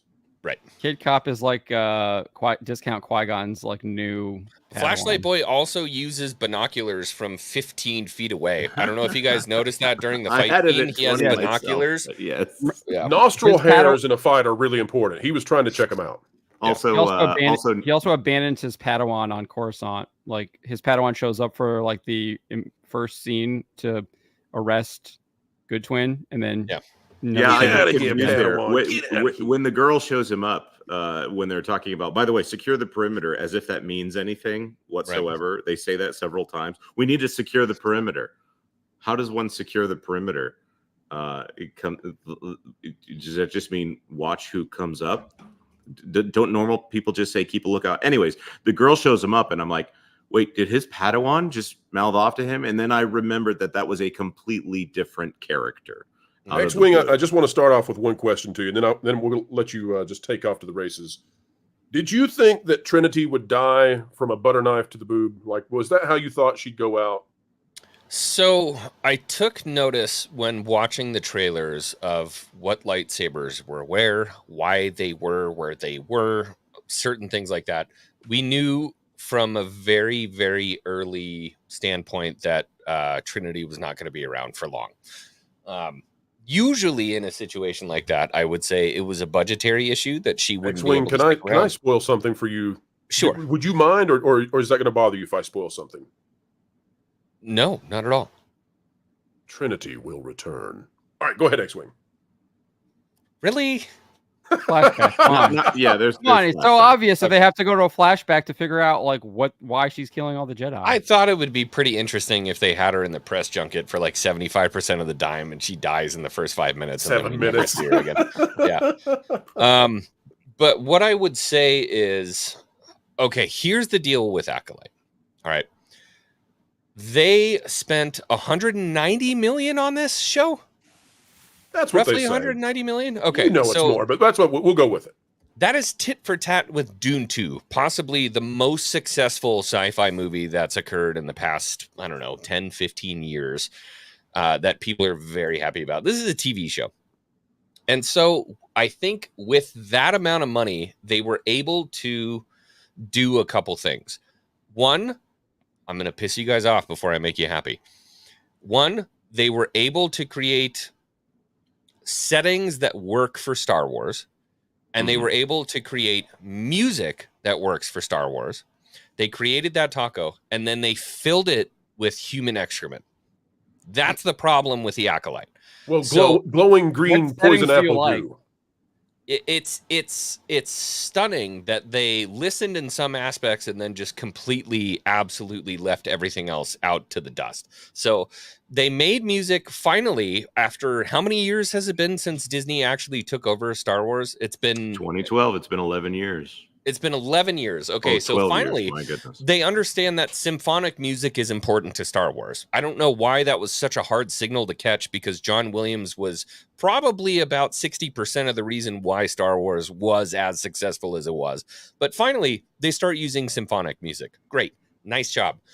Now, we have issues about where Star Wars is set. We need it gritty. We need something that's a little more real. It feels like it's lived in.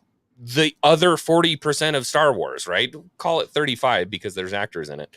But finally, they get those two things mostly right.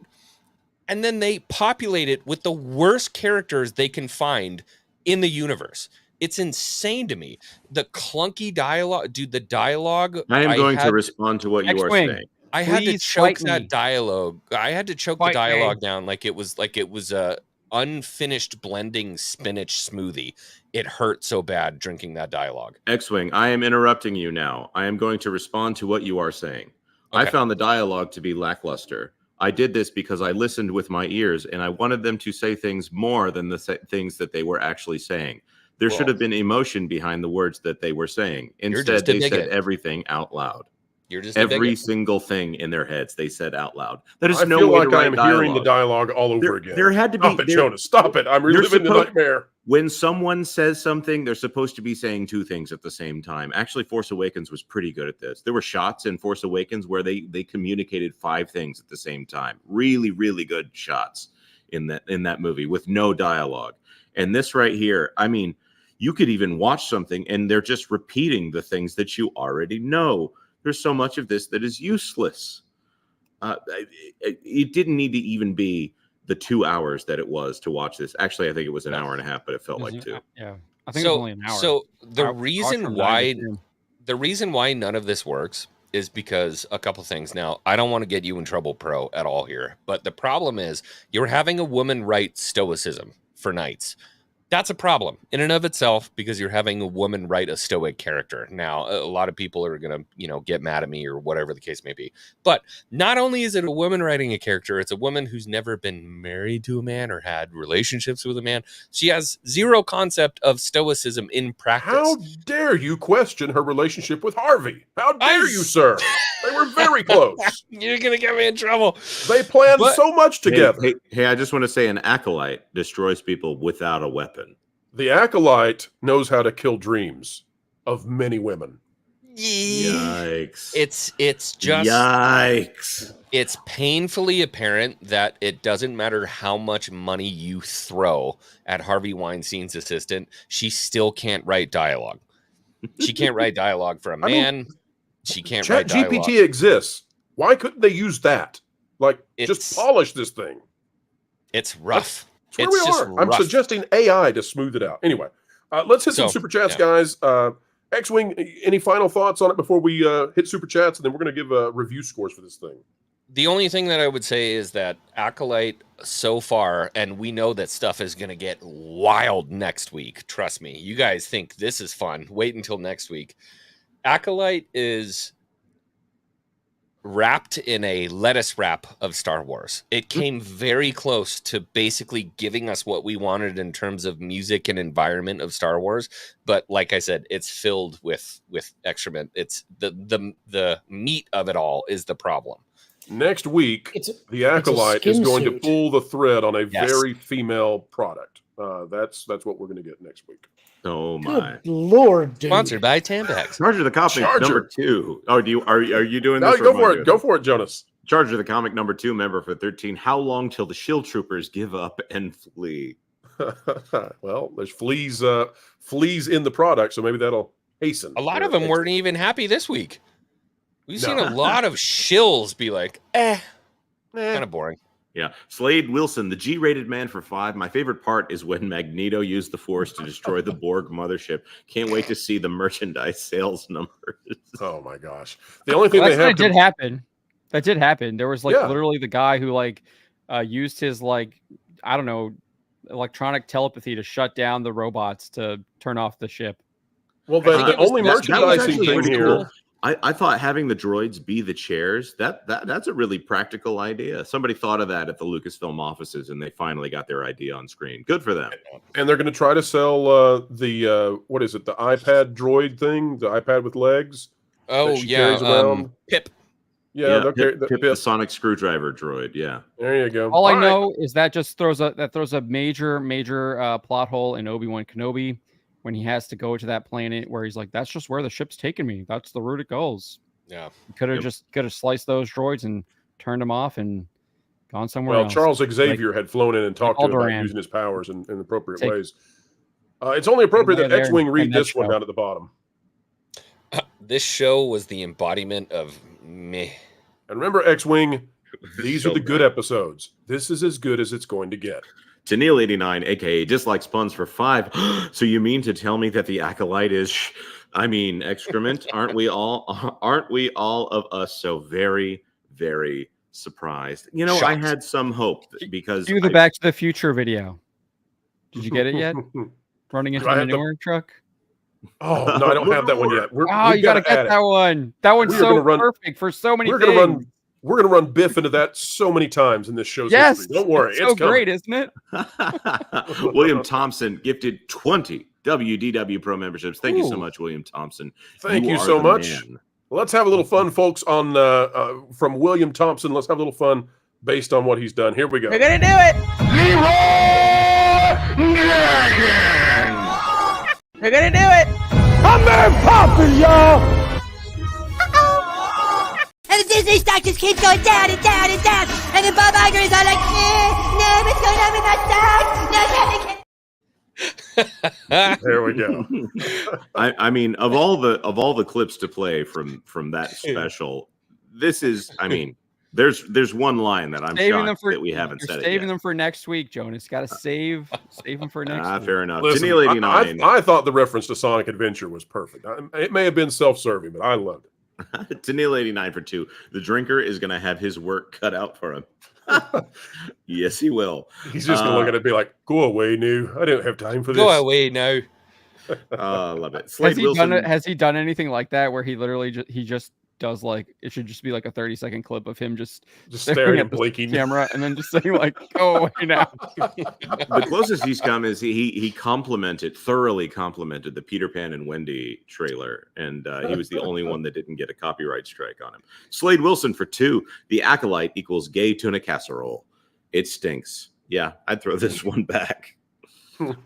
Cameron Marlowe for 199. Episode 2 had a white privilege force field and seppuku. Yeah. Listen, that blew my mind when Dalcine was like, oh, yeah, you're right. I do have some bad fifis. Give me the juice. Yeah, we're done. Okay. Forgive me. Oh, sorry. To Neil89 for 5. I should not have served that curry to you that time. It was a soul. And the veneer. You know what's even worse? They didn't even address it. None of the Jedi even talk about it or like address that at all. Right. Like, no one goes. None of the Jedi were like, that guy had some real mental issues. We should have helped him. Yeah. At least one character to go, no, that's weird. Yeah, or one character to be like, didn't even have that. We really should have given that guy some mental therapy. We sucked on this one. Yord is the closest to becoming a perspective character, at least being like, hey, why are we letting the criminal walk around? To Neil89 for 5, I propose the following abbreviations: Gwyn for good twin and Bin for bad twin. That's not bad at all. I like that. I like Gwyn and Bwin, though, if we're going to do this. But what are we going to do when it turns out that the other one was actually evil all along? Tennille for 5. Thank you very much, Tennille. The dream an acolyte can kill is referring to Leslie Headland's dream of being a filmmaker. It's actually very witty, fourth wall breaking humor, you see. Tennille, I took it way too far. Thanks for bringing it back. Is it not painfully apparent that this person is not good at storytelling? Is it painfully obvious she's evil? That we have someone evil writing a Star Wars story? Evil! Have you even talked about the clip from the rap that came out today? That Service Dog Show, member for 8. The Force is now a feminine hygiene product. Don't pull that thread. Man, I'm feeling bad. Everybody was making jokes way before I did. I'm late to the game. Red Tigress, member for 13. Hello, Red Tigress. Acolyte can kill the dream. Forget the past. Kill it if you have to. Carrie-Ann Moss was a bait and switch. No surprise. This tells me all I need to know. This is going to be a full-fledged joke. She looked like she was looking at the wall as well when that lady came up, and she was like, I know there's a table here, but I'm going to go ahead and do the Kung Fu stance right now. So weird. So awkward. And okay, so did anybody else find that cringy as hell that every time she's going to assassinate a Jedi, she attack me with all of your strength? I'm like, is this a 1990s anime? What are we doing? Well, it is Shaw Brothers meets Shawshank Redemption. I thought we were in Avatar: The Last Airbender. I just thought we were with the air monks. Anyway. Crew for 199 just finished Acolyte. I really miss George. Yeah, we haven't heard anything from him lately, have Nice we? profile pic, by the way. No, we did. We just heard from George. He was No, he didn't saying say that- anything. He didn't say anything at all. All right, Nothing I got about you women now. in pants. Nothing. His response was deleted by Star Wars. Cameron Marlowe for 199. White Jedi died from layman gay poison juice. It was Bunta. Why are we making a Tatooine reference? By the Bunta way, Eve Classic juice. Bunta. I thought it was cucumber flavored Gatorade, but hey, that was just me. Mr. FZ3 member for 6. Oh my goodness, was it better?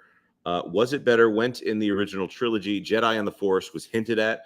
When you try to explain it, the magic is destroyed in the mind. Yep. Less is more. Force Weaver. Yeah, I mean, they did a really good job with Obi-Wan and then Yoda in Return, and that's all you really need. Toad for 199. It's it looks like it should be a super sticker here, but I can't see it. But thank you very much, Toad. Or Toad. John Coman for 5. You guys speak as if lesbians are a bad thing. Stop selling this show to me. We have lesbians, Trinity, breasts, and lesbians. Did I mention lesbians? Did we get breasts? I missed it. No, just that the apparently one of the female characters had one and was stabbed through one. Stabbed through the boobs. Oh, but that's right. Yeah. Yeah. The other thing too is there are no boobs and no white men unless they're crazy. You want to know what's crazy? Yes. That little poker will kill you, but a lightsaber straight through your body all the way from front to back won't do it anymore. Not even Learn a you and your back logic on that. Yeah. Just a Jedi nice should be rest. carrying very small blades. They should be Sabine is carrying that. terrified of nice dinners. She Yes. never goes to Ruth's Chris Steakhouse for that reason. Steak knife. Sutton Creek Productions Jedi killer. for 2 Canadian. Disney Star Wars is fan fiction. Man, I used to say that Rogue One was like the best Star Wars fan fiction ever written, but that fan fiction moniker, it just keeps getting worse and worse and This worse. literally is fan fiction, though. I mean, she admitted it to IMDb last year at Star Wars Celebration that, like, she wrote a bunch of fan fiction as a kid, and then she was doing Star Wars RPG, and she said it was all in the show. Yep. John Coman, member for 4. So this is Star Wars answer to Pride Month. Yes, it is. It very much is. You ain't seen nothing yet. Hang tight. Next week coming, folks. And that after party is going to be like nothing you have seen before.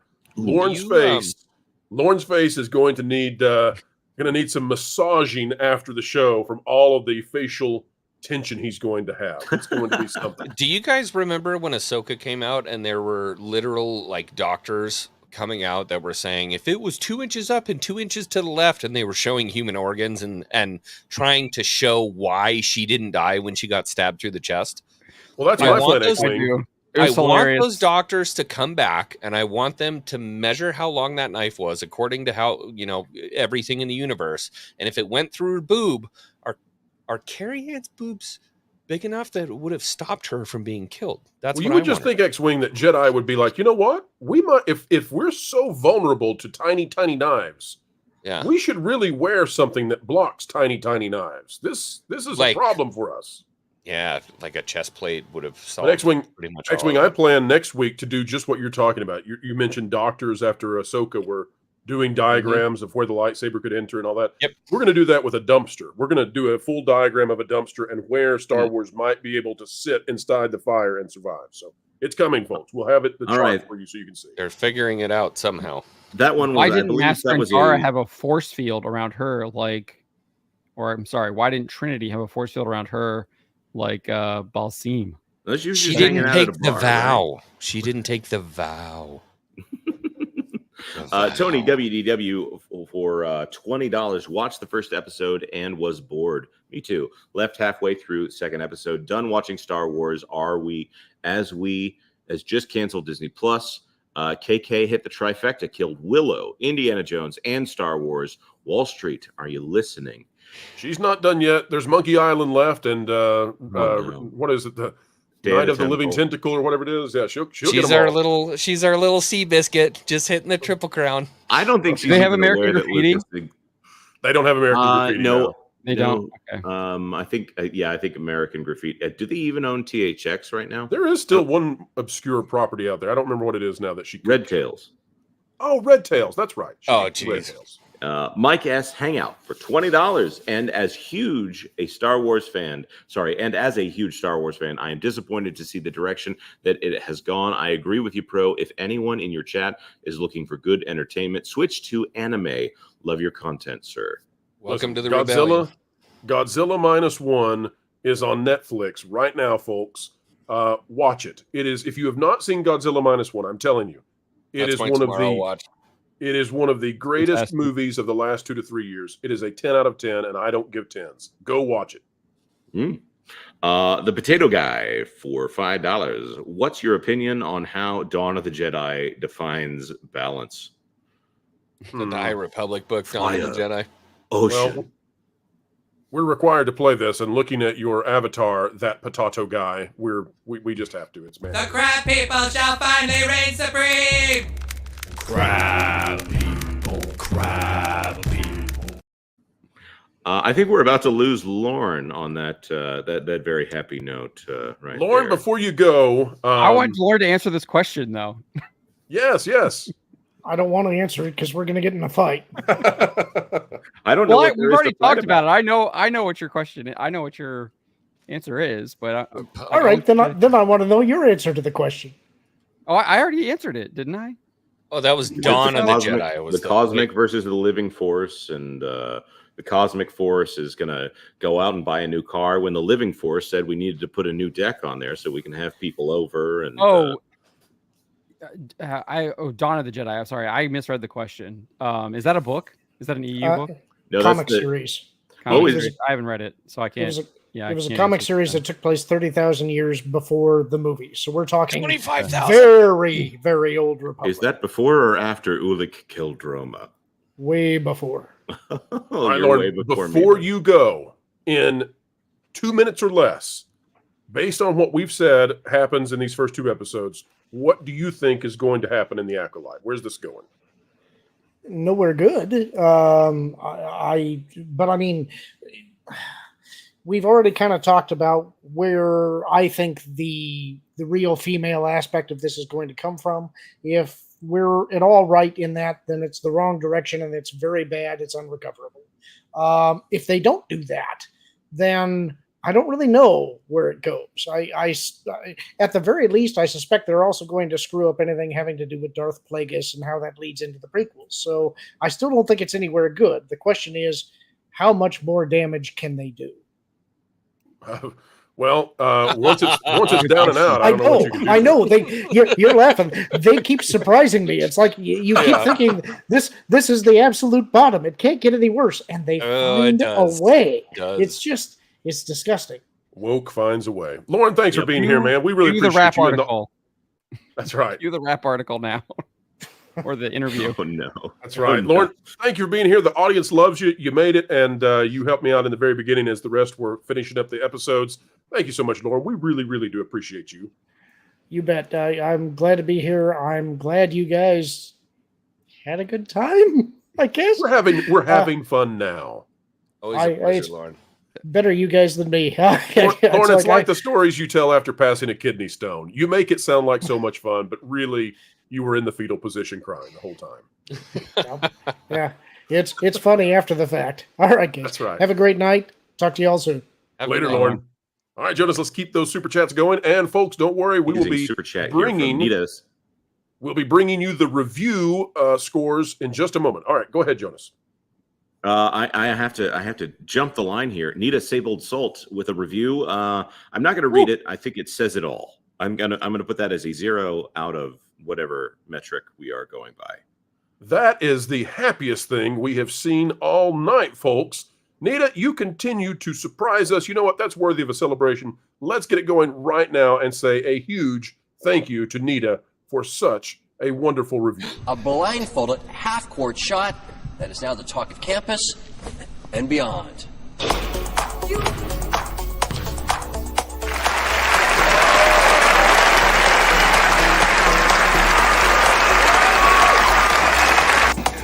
Wow.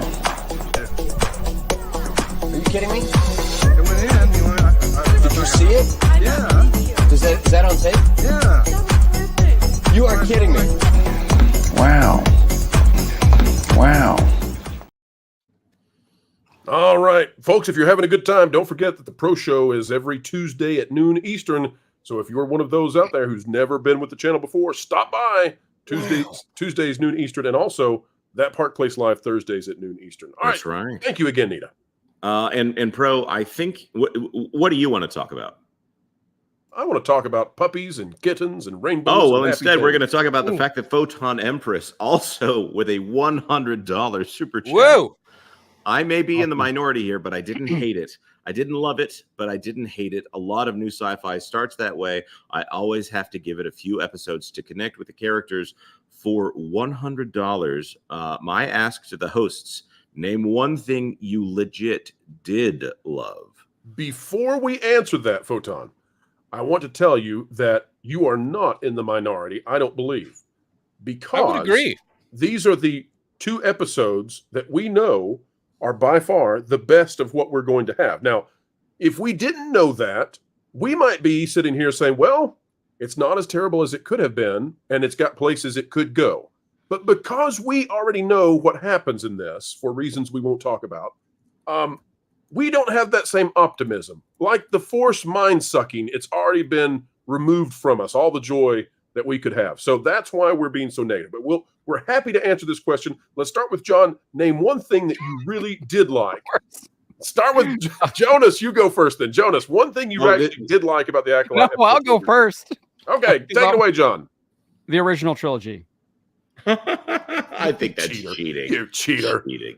I mean, there's nothing really to enjoy in this. I mean, I don't enjoy watching this stuff at all anymore. I'll point out, I was really looking because I really wanted some moment where it looked like, to take me out of the idea of I'm looking at these actors, I'm looking at what I don't think is very good dialogue and trying to see an actual human moment. There was this moment on the ship when it's the new Padawan, Daphne Keene's character, Charlie Bennett's Yord McGord, whatever his name is, and Lee Jung-jae's Saul. And he says, and there's some question about, well, why was Osh's twin not in the archives? And there was just something about that brief moment where I thought, well, that's actually a really good question. It was the first time in the entire little thing there where I went, okay, that's actually a legitimate question. Why would they erase her? And there's something about him and the way that Saul interacts, Lee Jung-jae interacts with the other characters. He is the closest to having real human moments with anyone else on screen. So and Yord is a close second, and there are brief glimpses of Amanda Listenberg actually delivering dialogue in a way that I find believable here. So orbiting around Lee Jung-jae, I actually do like his performance.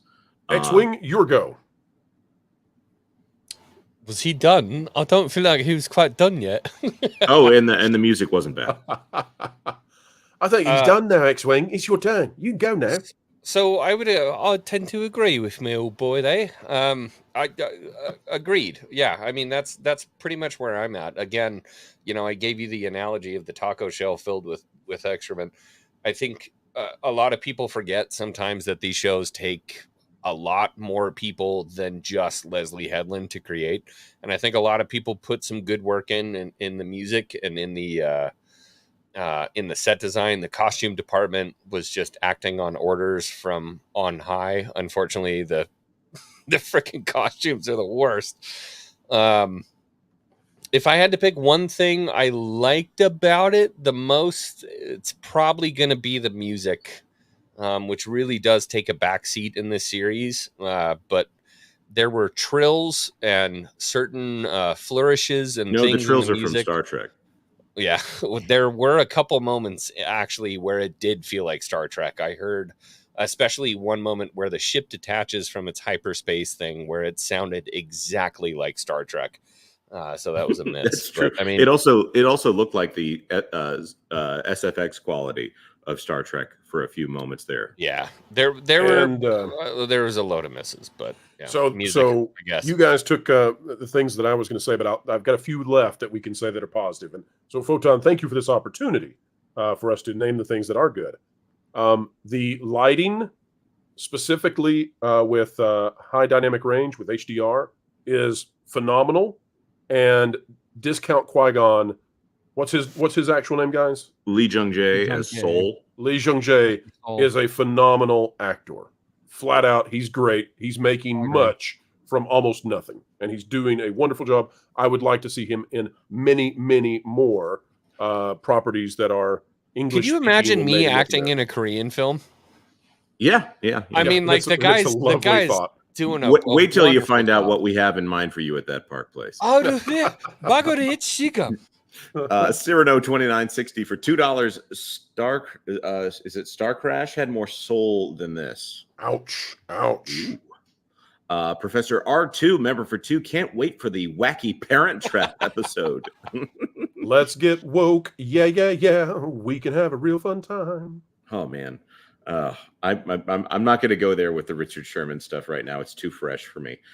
Toad for $5. Let's have a series about Dr. Aphra, strong woman character, archaeologist, and has the best droids in Star Wars, mostly the murderous C-3PO, right? I don't ever want to see Dr. Aphra ever come to live action ever. But Dr. Aphra, totally different story. Well, see, I was going to say Dr. Acula. Dr. Aphra ties into kind of that same solo story, and they wind up girl bossing Vader by themselves. I have no interest. In 2015, maybe when we just had like the first couple issues from the comic where she wasn't like basically making a fool of Vader, but since then it's just been woke trash. Mm-hmm. Callus for $1.99. I gave up after season 2 of Mando. Great spot to leave. I envy you. I really that was so good. Great spot to leave. Yeah. There's about 2 episodes of Book of Boba Fett. You can get them extracted. Love watching Boba Fett get kneed in the nuts there in that Mando season 2 finale, guys. Oh wow. Ouch. Mr. FZ3 for $20 as a recovering Catholic. I understand good versus evil. Isn't this just sympathy for the devil? She is going around murdering people. They're definitely going to make it about how to try to get her to see the error of her ways. I don't know. It's going to be the Jedi who are evil. It's clearly something the Jedi did. Personal assistant. Yeah, it's the Jedi are bad. They clearly did something wrong. The Jedi. They're the patriarchy. Think that she's sorry, we're talking about Leslie Headland. Yeah. Yeah. Sorry, I thought we were talking about the characters for a second. No, I'm pretty. I don't know her. Jesus died for everyone, but at the same time, I think she's probably going to have a lot to answer for, and she's probably not going to repent of it. Magister Amorous for $2. I meant Kill the Kill, but Akame ga Kill is good too. I wanted to correct the guys on the stream when I saw that typo there, but yeah. We apologize. We should have known. No, we should have. We do this stuff. We know these. This is 100% going to be a Jedi bad series. Jedi patriarchy. Already is matriarchy. Yeah, what's the entire point? The second episode literally has a guy off himself. Yep. Listen, we get lesbo butt babies next week out of witches. He's atoning. Get it right. He's atoning. Yes. For the sins of the Jedi. He needs absolution from his white guilt. Sutton Creek Productions for $2 Canadian. The total IQ at Lucasfilm right now is 50. I believe they do have about 200. You know what? I just realized you guys are right. In episode 1, the one white guy is a crazy, insane criminal who leaves her behind. And in episode 2, the only white guy is a dude riddled with guilt who... commit self-deletes. Yeah. Yeah. No. That's 100% how they view. Why is a all Jedi this bad? Be right back. 1 second. Crew for $5. What about the hefty Jedi? Just trying to imagine him fighting Darth Maul or Grievous. A battle droid. Did he train? I'm sorry, but what are we doing? He clearly didn't train. He was nodding off while on surveillance duty. Well, who needs to train anymore if you could just put force field up around you? Mm-hmm. Nolan Thunder for $5. Hey, Nolan. Just got out of Lorena's membership stream. What was that? When did Star Wars become as interesting as soap operas? Why did you subject Lauren to this? We didn't. Lauren did not have to watch it, folks. Lauren did not watch it. We did not do that to him. Promise. John Coman, great Force. How do you do? And shake hands. Sorry, I'm not going to read that. Sorry, John. We can't put that up for YouTube reasons. Yeah. Sutton Creek Productions for $2. The people who wrote this ate the wrong mushrooms. Yeah, they thought they were going on Splash Mountain, and they ended up on Tiana's Bayou Adventure. That's right. Yep. Mark Daly. Were they even able to get on? I've heard it's been shut down. I'm hearing that some people got on just so they could get evacuated. My favorite part about the Tiana thing, not to sidebar this too much, but my favorite was somebody on Twitter was telling me, no, they've got the water running down the waterfall thing. You make stuff up. And I was like, yes, we photoshopped and CGI'd all the videos and photos on Twitter. We did that. We made that possible from everyone who's taking pictures of it. Yeah, and somebody tried to say that we didn't provide some of the footage ourselves. That's like what? Of all the charges to make, that's the silliest one. Mark Daly for $5. Tomorrow, Yoda calls these idiots into his office and says, "Leave you alone for one day? I cannot." Well, Mark, the one thing we didn't talk about is that Vernestra Rowe does do that at the very end of the episode. Oh, that is true. She calls in Discount Qui-Gon to bring him to the council to deliberate about what's actually going on here. Yep, that's how nepotism goes. It's a space. Calling you back in. It's a space email. Sorry, it's a space meeting that could have been a space email. Nolan Thunder gifted 1 WDW Pro membership. Thank you very much, Nolan. Thank you, Nolan. Good point, Jonas, because we know that they can hologram in. We saw that in the prequels. Yep, that's even very showed true. it in Ahsoka with the Mando stuff, right? Or Mando season 3. They showed him in his little council chamber. You can also just force project yourself. That's what Luke did. And as long as you don't do it too hard and force constipate yourself to death, break all the rules. Gotta be in the office. Gotta be in the office. Yep. May the Force be with you for 2. The Force is female now. Deal with it. Strings attached. That's right. That's right. Butter Biscuit for $5. 1 of 3. I'm gonna read all of these and then let's respond. I saw Haikyuu tonight, and boy, you just don't get positivity like that from American TV. I felt untold joy and was excited. I had goosebumps. I have got to check this one out. That's the volleyball one. Yeah, it's the volleyball one, right? But John, it's not just about volleyball. The MC is friends with someone on the other team. That friend has lived without finding joy in what he does. He starts to feel and experience things and opens up.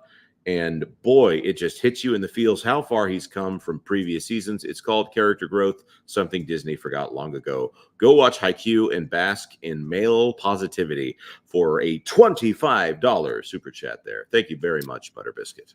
I will disagree on the idea that Disney has forgotten character growth. That's exactly what they tried to do in The Last Jedi. They wanted to break down Luke Skywalker and then rebuild him back up with their own character growth. It's exactly what they tried to do. It's just awful. It is. It is just awful. That is the only thing that it is. Butter Biscuits, thank you so much for the very generous super chat. Yes. I've heard good things about Haikyuu too. It's really popular. It's on Netflix manga right now. and the anime. Yeah. John Coleman for 5. Why does Harvey torture us with this? Push the button. I thought this was a different Harvey for a second. Yes. Not that Harvey. Different Harvey. Although I can't weigh which one is worse. Which one is more. You need to get the Dr. Evil. You need to get a Dr. Evil clip for this too. Push the button. Yeah, we could do that. Right? Push the button. Dave Tripera. We're more friendly here. Hug. Give me a hug. No way. Come here. Dave Trevera, member for 4. So many IPs murder. Shame on you, Disney. That's all they do. They buy them and they ruin them. Buy them and bleed them, baby. And they never sell them. Unless it's Power Rangers, which, when it got sold, it got revived. Jonas, remember, they do sell it. They just sell it to themselves. Oh, back and forth. Wokey Rangers. All day long. Clive Griffiths for £5. The reason Jedi don't need armor like knights is because they are so powerful, no silly knife would hurt them, let alone kill one. Yeah, this is a Jedi power. They're able to heal from superficial wounds without having to have any kind of outside interference. I don't think a knife would kill a Jedi in that way. They would go into a meditative state. I think they should stay 12 feet away from a spork. I mean, that really Taco Bell should terrify them at this point. But lightsabers, those are fine. Yep, totally cool. Kevin Langley for $5. So there was a new Star Wars show tonight. Wish I would have known. I watched The Acolyte instead. You chose poorly. Go look up 4K77. That's always a refresher. Toddzilla for $5. As our friend Doomcock says, pop culture are modern myths, historical stories handed down for centuries are always about good versus evil. Yes, they are. And generally that's why they stand the test of time. That's right. And also for $2, Headland is a real-life evil master and apprentice. Yes, always a master and apprentice there are. So has she found a new master, or is she someone's new master? That's the question. I don't know. She probably off the master and now has an apprentice. Watch out, Kathy. And our last one, Charge of the Comic #2 for $5 Canadian. First, you have Tiano's bunghole adventure, complete with being backed up and a log into sewer water. They finally got her cleared up, and she's not drained in water now. And the Acolyte in one day. How much poop can one take? Well, we told you this was going to be the worst 2 weeks for Disney in recent history, and next week's going to be worse. Next week they got to actually open Tiana's Bayou Adventure, or at least get closer to it. And next week, they've also got to release the worst Star Wars episode you have ever seen in your life that will destroy the franchise. And we all know this is coming. We know both of those have to happen. So that is a fantastic thing. All right, folks, we're going to give our numerical score for the Acolyte episodes 1 through 2. And then we're going to hit the bonus member chats, Patreon chats, and we are out for the night. We're going to be sending you to Echo Base Network. So if you want more Acolyte coverage. Hey, I was just over there. We are excited to send the raid over to Echo Base Network. X-Wing, of course, will just bounce back and forth. Yeah, I'll probably be over there. John, what is your, on a scale of 0 to 10, 0 is the worst garbage you've ever seen. It's Rainbow Bride and the Star Stealer. And 10 is Godzilla -1, Top Gun Maverick 2, Casablanca, Citizen Kane. You get the idea. 3. Give it a 3. X-Wing? I will... Stay with me here. I will give the set department and music department a 6 out of 10. I will give the writing, the casting, and the acting a 1 out of 10. Ooh. So what does that come to overall? It's like a 4-ish, 4 or 5-ish. I'm gonna say a 5. Maybe 3.5. Just for production value, all of the things except for the dialogue. There's no characterization whatsoever on this, and you don't believe any of the characters are who they say they are, except for Lee Jung-jae. And everything else is, at some point you have to direct. You have to pull the performances out of these people. And it's apparent to me right now that if this is the best that Leslie Headland has, she needs to go back to writing and then having someone on set say, you cannot say this garbage. And I'm not comparing her to George Lucas when I say that. George Lucas wrote better dialogue. Think about what I just said. You gave it what, Jonas? You gave it what score? A 5 out of 5 out of 10. Yeah. All right, I'm giving it. I'm with John. I'm at a 3 out of 10. We put all those scores together, folks. I think this is fair. Our panel official review score from the WDW Pro Channel is that Acolyte episodes 1 through 2, 4 out of 10. That's the score we're giving it. That is below average. Knowing where we're going with the next episode, we may have to delve into negative numbers, but that's where we are right now. Can we agree, by the way, that 4 is only there because of the set design and the music and all the things that they did right? If that was not there, we're at a 1. We're at a 2. Oh, absolutely. Yes. And folks, and next discount week we'll see Qui-Gon. what happens. I did discount like Qui-Gon. we all like he lifts everything. We like him. He does. All right, folks, let's hit these bonus member chats. These were available for all members of the channel because we are still celebrating 70K, although I think we're about to top 71 if we have not yet already. All right, Morgan Stradling, we're going to go fast, folks. The Special Spy song from Tiana's Bayou Adventure sounds like a jingle for TV commercials, and I'll add that don't sell their product. Shrebbles says, did the Acolyte finally prove that the Force is female and that the Schwartz is male? Next week it will. Ryer Goddard says, kudos to you for having the fortitude to watch The Acolyte. Yes, indeedly doodly, like having a root canal for all of you. We are here to do what we got to do. Gonshogi says, Acolyte, I like that one, continues the rot that is Disney Star Wars. Destiny Captain 247, at the end of the universe lies the beginning of Vengeance, Wrath of Khan, which I'm sure Leslie Headland thinks is a Star Wars production. Super Cosmic Mutant Squid, greatest name ever. I would like more info on the track record of the person who designed the Tiana ride. Well, that is Carmen Smith. We're not going to go much farther because we're in a hurry. But Carmen Smith is the lady who designed it, who wanted. She was in charge of it. She's also the head of DEI over at Walt Disney Imagineering. And she decided that both Mama Odie and Dr. Facilier would not be connected with Voodoo at all. She's the one who decided it would not be a quote-unquote book report. She's the one that had a falling out with the original designer of Splash Mountain, Tony Baxter. She has never had a successful attraction ever under her name. She has not had a successful exhibit under her name. She is the antithesis of success incarnate. But, you know, she's probably lovely otherwise. Morgan Stradling for Tiana's Bayou Adventure. Hey, Morgan. Yeah. That's Kathleen. For Tiana's Bayou Adventure, is Disney more likely to, 1, spend major money improving this ride even more, or 2, shut the ride down and just bring back Splash Mountain? They will never, ever, ever, ever do number 2 as much as they should. And number 1, it depends on if this actually impacts the wait times at other attractions. So if the wait time goes down. Question? Yes. Should I release a video on the Acolyte? No. On Splash Mountain? I really want to do an in-depth dive into it, but I'm wondering if it's just a stupid idea. You never steered me wrong. You and I both know that YouTube rewards you for doing something very well within your particular niche. So I can't tell you that the algorithms are going to reward you for doing this, but I will tell you that so many of the big sites out there have completely evacuated the runway, and it is clear sailing for anyone who wants to jump in and tell the truth because they're terrified of losing their exclusive cupcake parties with the mouse. So we'll call it a passion project then. Wide open, man. Aurora says, imagine if the show was about a Jedi splinter faction. They go off and take apprentices. Then this story happens. The whole saga plays out. Main Jedi Temple could eventually worry over them, try to find them. Spin a series actually as a Jedi go on a couple sort of crusades. And yes, I agree. All of that, Aurora, sounds much, much better than what we have. There's literally real history there's literally real history they can take from. I mean, that we have that in the Middle Ages. There's plenty of like heresies and things like that, and there was like crusades launched on those people and stuff. Absolutely. You can easily find inspiration there. Hamel Carr says DEI is too entrenched to be fixable in current Hollywood. Studios are going to have to relocate at some point from SoCal if it is ever to be fixed. We're going to talk about this soon, Hamel Carr, but I will tell you this. I think that entertainment will be disseminated, the creative powers all over the country in the next year or two. Hollywood's coming to an end, I think, at least in terms of the power they have.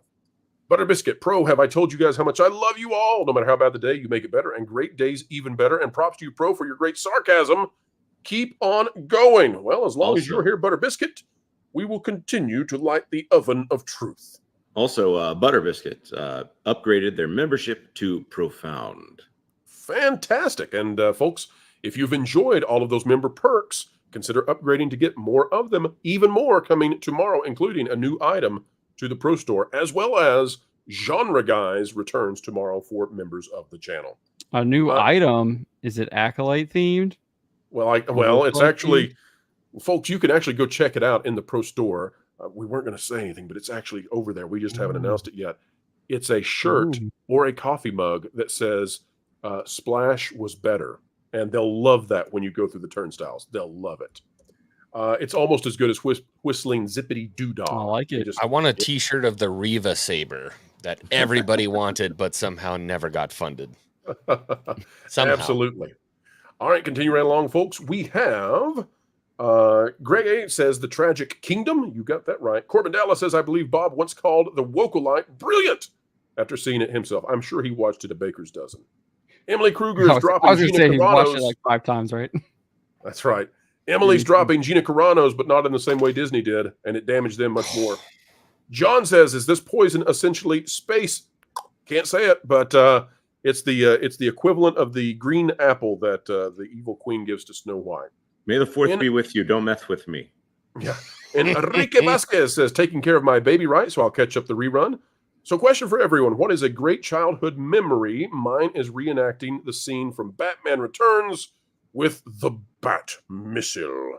Guys, what's one great childhood memory? Throw one at me real quick. I remember being small enough to play on the stairs at home and being small enough to take a nap on the stairs with my Stay Puft Marshmallow Man. Ooh, Stay Puft is cool. X-Wing. I remember riding Splash Mountain. That's very cool. That's John? a good one. I don't know if it's a great childhood memory, but it's one of my first. It's my dog protecting me from the realtor that my parents had hired to sell the house, and he was coming into the house, but we hadn't put the dog up yet, and the dog basically pinned him to the ground and kept him there and gave me enough time to go get my parents. So I don't know if that's a great memory, but it's one of my And folks, mine is that feeling you get when you open a fresh mini can of Ghostbusters slime and it's stuck all over your fingers, and you just know you really should have not played on the carpet because trouble is on the way. All right, John Cornyn says, "Do they force flick the clothes off?" Sorry, no Thor here. The intimacy coordinator. That's right. He's already naked. What a reference, Pro. And John Cornyn, sorry, but that's a double, and we can't do that today because we're in a hurry. Rabnad Skullblaw. Somebody help me out. I messed that one up. I'm so sorry. Radnad Scabla. Disney was always a corporation, but they didn't feel like one. When I see the sterilized state of the new Tiana ride, I feel an air of corporate soullessness. Disney isn't magical anymore. It's just another corporation. Amen. Welcome to Star Wars. That's right. TLJ Screwjob. I'll always be grateful for George Lucas Star Wars. Everything after 2012 is not Star Wars. There are those who would say Andor. There are those who would say that Rogue One. There are those who would say the first two seasons of Mandalorian. Rogue One got close. But I can definitely understand the sentiment, and I think, Screwjob, that I agree with you. Dr. Kocho Dragoon says, "All I can say is barely watch parts of the Acolyte while listening to Lorena as she's doing a roast party with members." Love it. Absolutely love it. Blake Pace says, "Thank you, Pro et al. For no F-bombs. Hey, we keep it clean for the kiddos. Even late night. You know, the folks over there in Australia are listening right now and saying, crikey, this guy keeps it clean. We love it." SFSX says, "I rate," the Sabertooth Raptor. We love that name. "I rate this show -9 kajillion. Rather watch you all than this. Lorne is awesome." He is. Agree.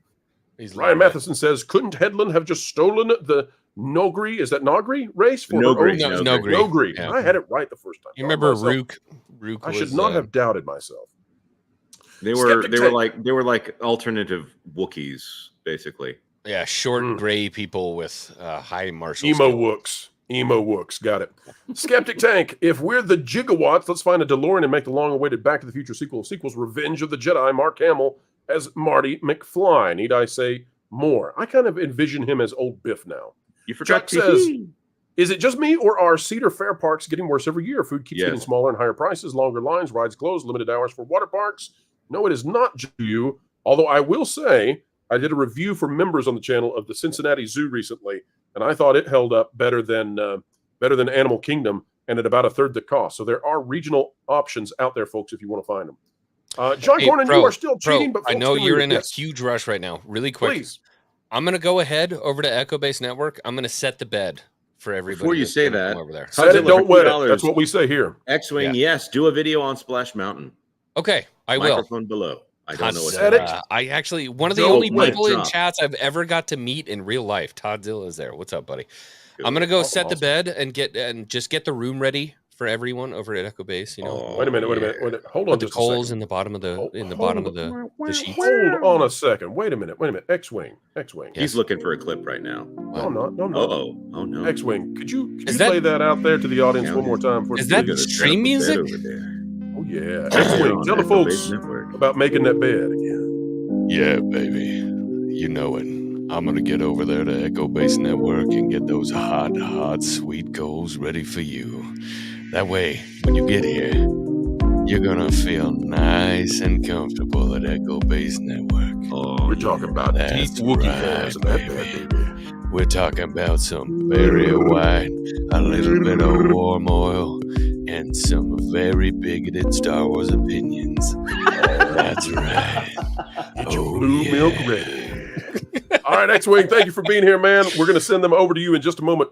About 1,200 people coming for an EBN raid in just a moment. Let's go. All right. Love you, everybody. Thank you so much for having me, Pro. John, good to see you again. X-Wing, Jonas, before you go, we got you next week or no? Salute. What are we doing next week? Next week, we're doing the ultimate awful episode of all times. You going to be here? Ultimate? Acolyte. Episode 3, Acolyte After Party. Oh, 1 week from today, minus 2 hours. I told my wife, I told my 3-month-old daughter, I said, hey, I'm sorry, I'm going to be gone. Okay. Okay. I need you to have a lighter ready when you're here. Okay. We're going to have get to work. We're going to have a wake. Daddy's got to work, baby. Continuing on. Bye. Oh yeah. Okay. Bye. Mike Nair says hello, and we say hi back. That Service Dog Show says, hey, Lucasfilm, there are some of writing fan fiction who are heads and tails better than your writing team. Time to clean house. Hire some of us. We are true fans who know what other fans actually want and enjoy. KK would never be that smart, though. No, she would not. Not even perhaps on making coffee. And Rita Sara says, true or false, oh my Michael God. Bay would be a better head of Lucasfilm than Kathleen Kennedy. Wrong link. Absolutely agree. What was he doing? That guy. Yep. Oh, he's by the always way, bouncing in and out. As is Dead Chicken for $5, KK and Bob cannot hide this nightmare of a show. Call us every name in the book. I'm not watching this garbage. Star Wars is dead until they sell it. Yes, they should sell it. It would It's be the deader only than your right dead thing to do. chicken. That's true. That's true. They've ruined this woman. At least they can marry her. Charge of the comic for $2. Start saving your coin for Epic Universe, folks. That's right. Epic Universe is opening a little earlier than they originally said, or at least that's what one of their executives said on a podcast. Because this week just gets better and better for Disney, folks. Oh, Every my. single day. All right, ladies and gentlemen, it is our bonus Patreon chat. We've got one in here for you. After party, shouldn't this be awake? And folks, just like we said before, I am clearly late with all of my jokes. You all have thought of them before me. Poor little Pro.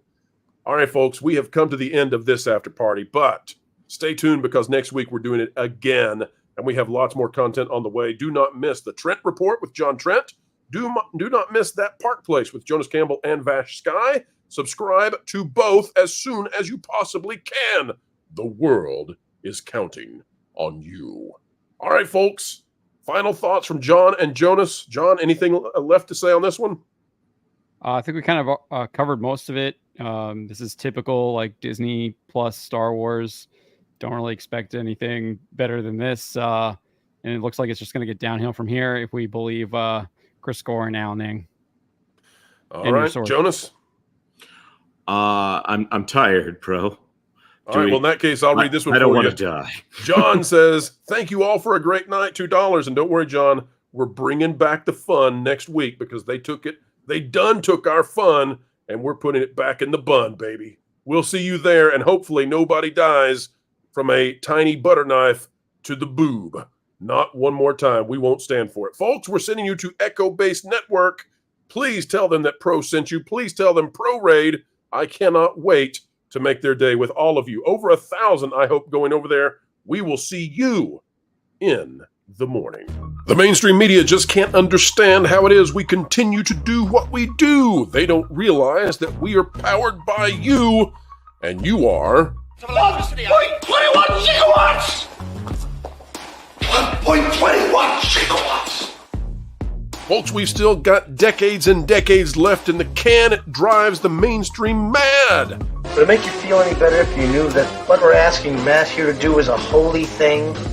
You see, we're on a mission from God. We're on a mission from God. Now you're gonna put me right back in the joint. They're not gonna catch us. We're on a mission from God. So, folks, as we always say as we end each and every show here, and we mean it, keep learning, keep growing, and as always, keep having fun.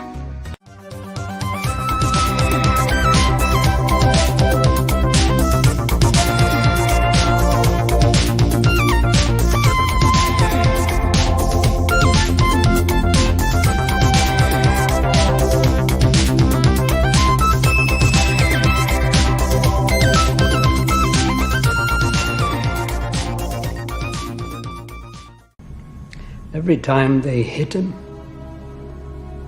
he stood back up again. So they hit him harder. Still, he got back to his feet. Standing man.